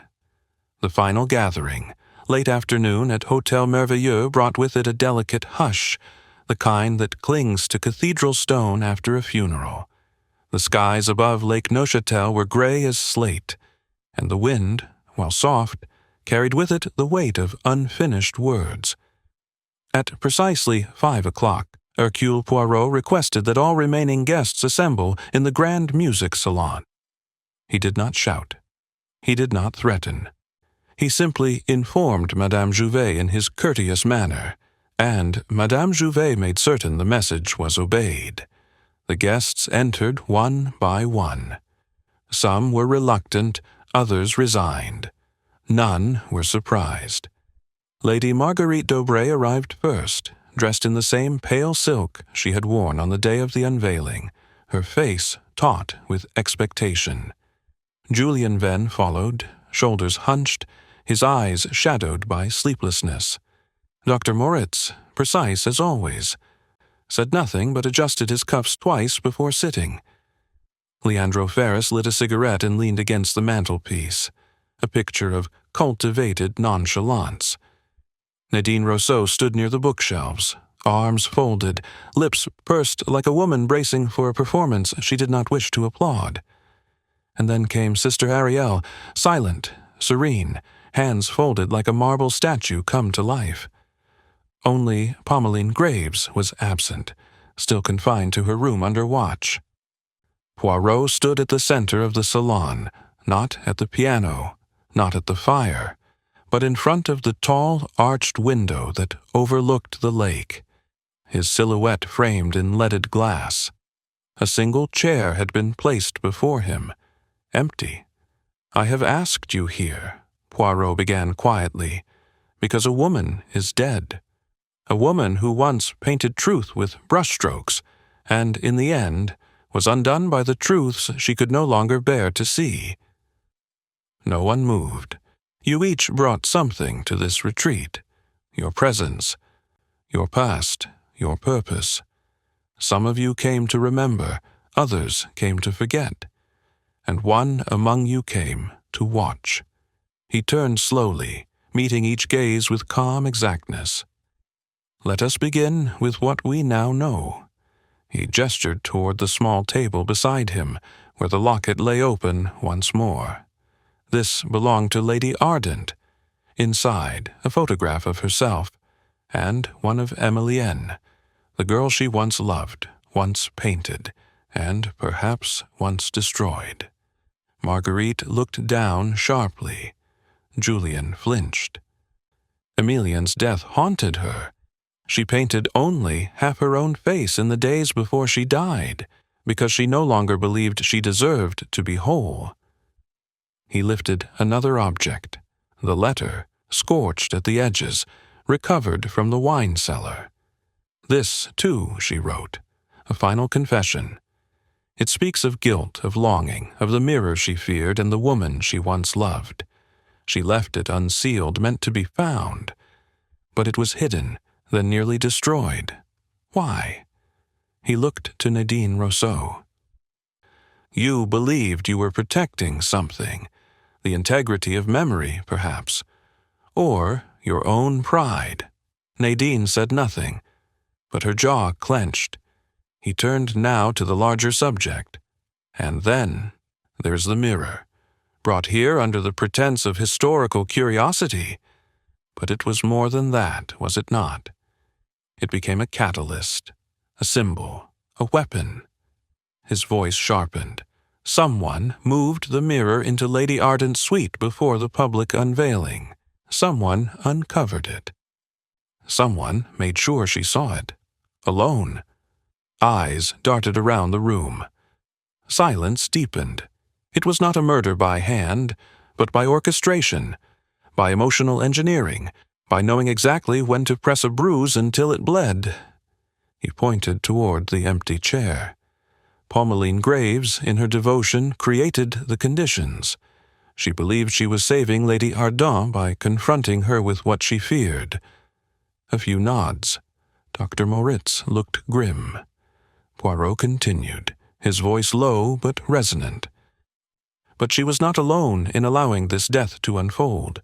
Others held keys, sometimes literal, sometimes metaphorical. He walked slowly, past each guest. "To you, Dr. Moritz, I give the burden of silence. You once treated Emilienne. You saw the same signs in Violette Ardent, and yet you withheld. To you, Monsieur Venn, I assign cowardice. You watched her fade, spoke no words when she most needed clarity, and left her alone in the final hour with a reflection too unbearable to survive. To you, Madame Rousseau, I name hubris. You burned what was not yours to censor." And finally, Poirot turned to Sister Ariel, who had not moved. "And you, sister, you did nothing. You saw it all. You knew the psychological threshold Lady Ardent was approaching. You were there when she looked into that mirror the first time, not the night of the unveiling, but before." He stepped forward. "You read the letter before anyone else. You saw her begin to fracture, and instead of reaching out, you chose to watch. You let her walk the line between identity and annihilation, and you stood still. A beat passed. Then Ariel spoke. She told me not to stop her. Poirot's voice was razor-sharp now. She also told you she was disappearing, that she no longer knew who she was. And you, who claimed to understand the soul, chose silence over salvation. Ariel looked up at him. Her voice was calm. She was not seeking rescue. She was seeking judgment, and I was not her judge. Poirot exhaled. No, you were not. But you were the last one who might have held her hand before the fall. He turned now to the room. Lady Ardent died of 1,000 cuts, not one of them physical. She was dismantled by memory, by guilt, by the precise inaction of those closest to her. This was not a murder, but a consented collapse. The wind outside brushed the window like breath on glass. I will report the facts, Poirot said, that no poison was found in her blood, that no hand struck her, that she died of cardiac failure, brought on by profound psychological trauma. But make no mistake, justice is not only a verdict. He looked once more at each face. Then he stepped back. Tomorrow, you will leave. You will return to your books, your salons, your reputations. But you will carry this mirror of your own making. He tapped the locket once, closed it, and placed it in his pocket. She gave you all a chance to know her, and none of you truly did. Poirot bowed his head. The gathering ended not with a gavel, but with a silence deeper than judgment. Chapter 16. The Reconstruction of a Descent. Morning at Hôtel Merveilleux arrived not with sunlight, but with a cold clarity. Mist curled across the lake like memory itself, soft, evasive, and difficult to trust. Within the grand salon, the fire had been lit, not for warmth, but for ceremony, a final ritual. Hercule Poirot stood again before the guests, but now the arrangement was different. They were seated in a circle. No empty chair, no distance, no illusions. He had requested this gathering not as an inquiry, but as a reckoning, a reconstruction of truth carefully assembled from fragments of silence, contradiction, and guilt. He began without flourish. "You will forgive me," he said, "for telling this story as one might retell a myth, for that is what Lady Ardent has become in your minds, a figure of tragedy, immortalized through speculation and sorrow. But myths are only shadows. What I offer now is light." He took a breath. Lady Ardent did not plan to die. Not at first. What she planned was re-entry into her own past, into the unfinished portrait of herself. He paced slowly. She came here with the mirror because she feared it. That fear was not rooted in superstition but in symbolism. The mirror had once shown Emilienne the truth of her own illness. It had become, in Lady Ardent's mind, a portal, one that led not to magic, but to accountability. He turned to Nadine Rousseau. "You believe in legacy, in control over how memory is shaped. Lady Ardent's final letter, her confession, threatened the curated version of her life you had helped craft. So you hid the letter. You scorched it, not out of hatred, but out of aesthetic loyalty." Nadine said nothing, but her hands clenched in her lap. Poirot continued, gaze now drifting toward Julian Venn. "She reached out to you, Monsieur Venn. In the days before her death, she allowed you back into her private space. Not because she trusted you, but because she hoped you would reflect something back that she had lost. Love, perhaps, or at least memory." Julian looked away. "But you saw her standing before the mirror," Poirot said quietly. You saw her unraveling and said nothing, and in your silence you gave her permission to fall. Now, Poirot paused at the hearth, where Leandro Ferris flicked ashes into the fire. You, Monsieur Ferris, were the only one here without deep ties to the woman herself. You did not act out of guilt or grief, but you enabled distraction. You fed the culture of artifice. When she told you of the mirror's effect, you called it brilliant madness. You called her pain a kind of theater. Ferris arched a brow. I thought I was offering perspective. Non, monsieur, Poirot said flatly. You were offering distance. And she did not need more of that. Then Poirot looked toward Dr. Moritz. You, more than any, saw the signs. The tremor in her hand, the sleeplessness, the disassociation. You had treated Emilienne before the collapse. You saw it happening again, and you said nothing. I was not her physician, Moritz said stiffly. You were her mirror, Poirot replied. Finally, Poirot returned to Sister Ariel. She confessed things to you, the hour of her dreams, the way the light no longer favored her skin, the way she had become absent in her own body. You listened. You did not lie. But you chose not to intervene. Ariel's voice was quiet. She forbade it. And yet, Poirot said, when she passed her locket to your hands, you knew what it meant. You knew she was closing a circle. You told no one. The silence after that was not shocked, but solemn. Poirot allowed it to linger, and then he lifted the final thread. The mirror was moved to her room before the formal unveiling, not by the staff, not by accident, but by Pommeline Graves, out of love, out of religious certainty, out of a twisted conviction that exposure would purge her of demons.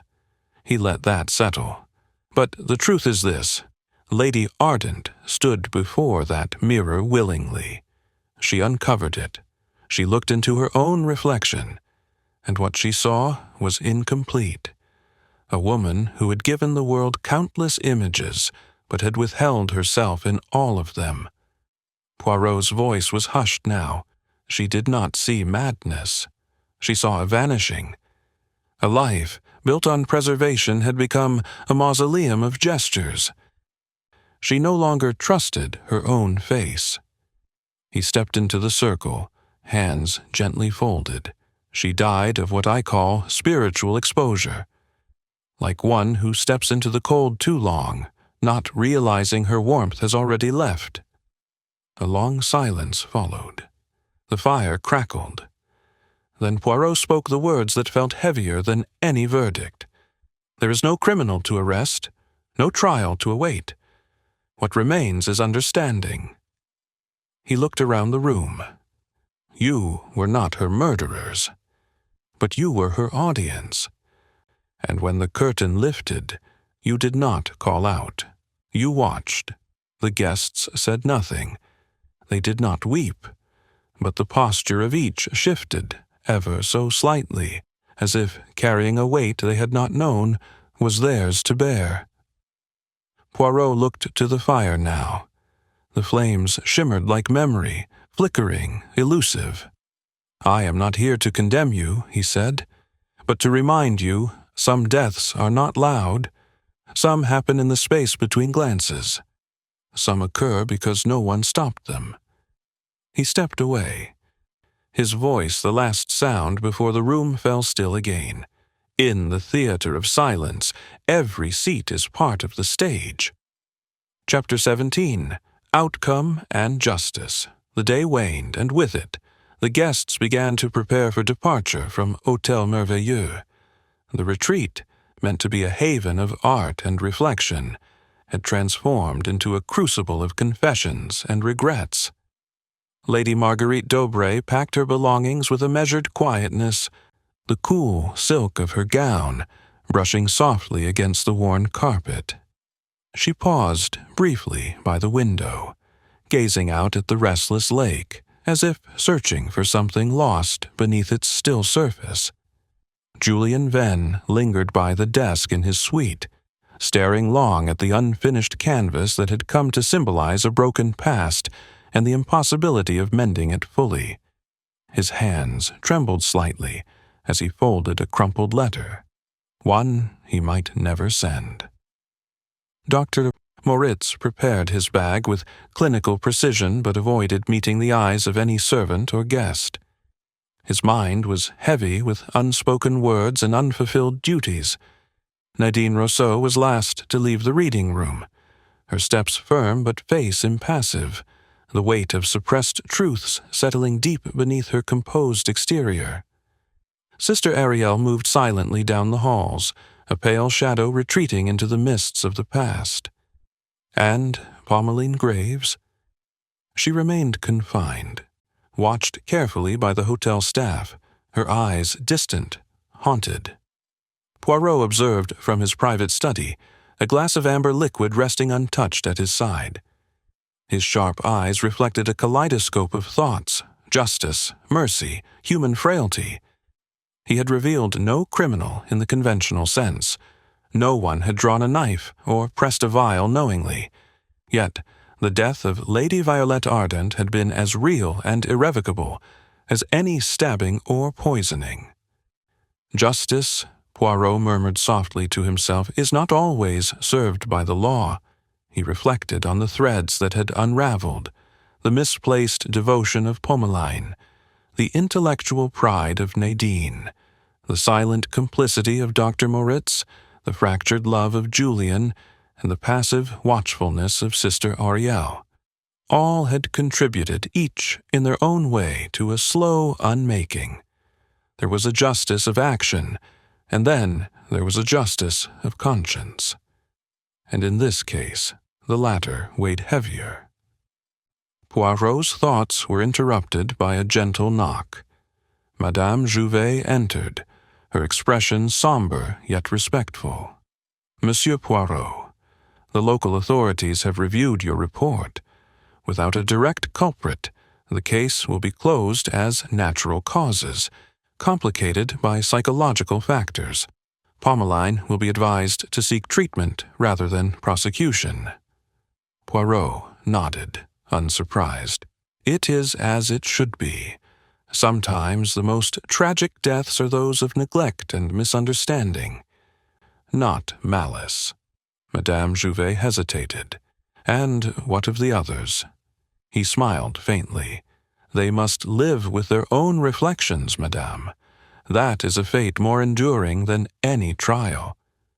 Later that evening, as the last guests prepared their carriages and the chandeliers dimmed, Poirot stood once more before the covered mirror in the grand salon. He drew back the cloth slowly, revealing the glass beneath, pristine, cold, and silent. He looked into it, not to see his own face, but to see the faces of those who had been hidden behind layers of fear and silence. He whispered softly, "Reflection is not always truth, but it is all some have." With a final nod, he replaced the cloth and turned away. Outside, the night was deep and still. The stars shimmered faintly above the restless lake. Poirot stepped onto the terrace, breathing the cool air. Sometimes, he murmured, the greatest crime is to remain unseen. And with that, the little gray cells rested. Their work done, for now. Chapter 18. The Closing Remark. The grand salon of Hotel Merveilleux was quiet, save for the soft ticking of the ancient clock mounted above the mantel. The flickering glow of candles cast gentle shadows on the walls, the room saturated with a stillness that seemed to hold its breath. The guests had long since departed, leaving behind echoes of their own sorrows and secrets. Only Hercule Poirot remained, seated calmly in his favorite chair, the epitome of poised contemplation. His sharp eyes, still clear and penetrating despite the weariness of the past days, reflected not just the candlelight, but the weight of human complexity he had borne witness to. With measured grace, he unfolded the final chapter of a story woven through silence, love, fear, and regret. "Mes amis," he began softly, his voice carrying across the empty room as if speaking to both the living and the absent. "The case that has unfolded here is not a tale of malice born from sudden rage or cold calculation. It is a tragedy of hearts fragmented and souls unseen." He paused, fingers steepled thoughtfully. Violette Ardent was an artist who sought to capture truth through the delicate brushstrokes of her portraits. Yet in doing so, she sacrificed the truth of her own reflection. She painted half-faces, incomplete stories, and hid behind layers of beauty and artifice. Poirot's gaze lifted, as if searching the faces of those who had fled the scene, but remained indelibly imprinted upon his mind. She was undone, not by the hand of a murderer, but by the quiet violences of those who loved her most. Pommelin, whose devotion suffocated rather than freed. Nadine, who wielded intellect as a shield and sword to protect her own pride. Julian, who mourned silently and failed to speak the words that might have saved. Sister Ariel, whose passive witness allowed the unraveling to continue unchecked. And Moritz, who saw but could not or would not heal. He sighed, a deep and measured exhalation, as though releasing the weight of 1,000 whispered secrets. In this, we find a profound truth. The greatest betrayals are not always violent acts, but the absence of action, the failure to intervene when intervention is desperately needed. Lady Ardent's demise was a slow unraveling, an erosion of identity nurtured by silence and misunderstanding. Poirot leaned forward slightly, a faint smile touching his lips, both tender and wry, and yet there is hope in this somber reflection, for within every shadow there is light waiting to be found. Though the mirror refused Lady Ardent her true image in life, it granted us clarity in death. It showed us that love, in its many forms, can be both saving and destructive. That forgiveness begins with understanding. And that justice is not only served by courts, but by the courage to face our own reflections honestly. He rose, moving to the window where the stars glittered coldly above the serene lake. "As I depart," he continued, "I carry with me the memory of a woman who sought to be seen, and of those who struggled to see her. It reminds us all, to truly love is to see, to accept, and sometimes to let go." Poirot turned, his silhouette framed by the pale moonlight. "With that, my little gray cells rest, ready, as always, for the next mystery that lies hidden in the shadows of the human heart." He bowed gently to the empty room, and with the elegance of a man who had unraveled yet another thread in the vast tapestry of human nature, he stepped into the night. The mirror remained, silent and covered, a reminder that some reflections are best left veiled. The grand salon of Hôtel Merveilleux lay shrouded in twilight, its heavy drapes drawn against the chill that seeped through ancient stone walls. Flickering candlelight danced across the gilded frames of portraits long forgotten, their painted eyes seeming to observe silently, as if privy to the tragedies now etched into the very air. The heavy silence of the room was broken only by the measured ticking of the great clock above the fireplace, a solemn metronome counting down the final moments of a tale whose echoes would linger far beyond these walls. Seated in his accustomed chair, Hercule Poirot allowed his gaze to drift slowly across the empty room, as though it were a stage cleared after the last act of a great tragedy. His finely manicured fingers rested lightly on the arms of the chair, his expression calm but thoughtful, eyes sharp with the quiet fire of a mind that had seen far too much and yet sought always to see more. At last, with a soft, almost imperceptible clearing of his throat, he began. "Mes amis," he intoned, his voice low and deliberate. "The story which has unfolded within these walls is not merely a tale of death or deceit. It is the lament of a soul lost between reflection and reality, of a life fragmented by the very mirrors that sought to capture its essence. This is a story not of a single hand raised in violence, but of many hands, some unseen, some reluctant, that together wove a web from which Lady Violette Ardent could not escape." He paused, allowing the weight of his words to settle like dust upon the ancient tapestries. Lady Ardent was a woman of many faces, quite literally. An artist who painted others, yet neglected the truest portrait, her own. She cloaked herself in beauty, tragedy, and mystery, leaving behind only half-finished paintings and half-spoken confessions. But the mirror, the cursed glass that refused her reflection, held the cruelest truth of all. She had become a stranger to herself. His eyes darkened with a profound sadness, as though recalling a reflection he had glimpsed in another time. "It was not one act of cruelty that ended her life," Poirot continued, "but a slow unraveling, a symphony of silences, unspoken fears, and the quiet violence of misplaced love. Pommeline Graves, whose devotion was suffocating. Nadine Rousseau, who burned the letter not from hatred, but from a desire to protect a fragile legacy.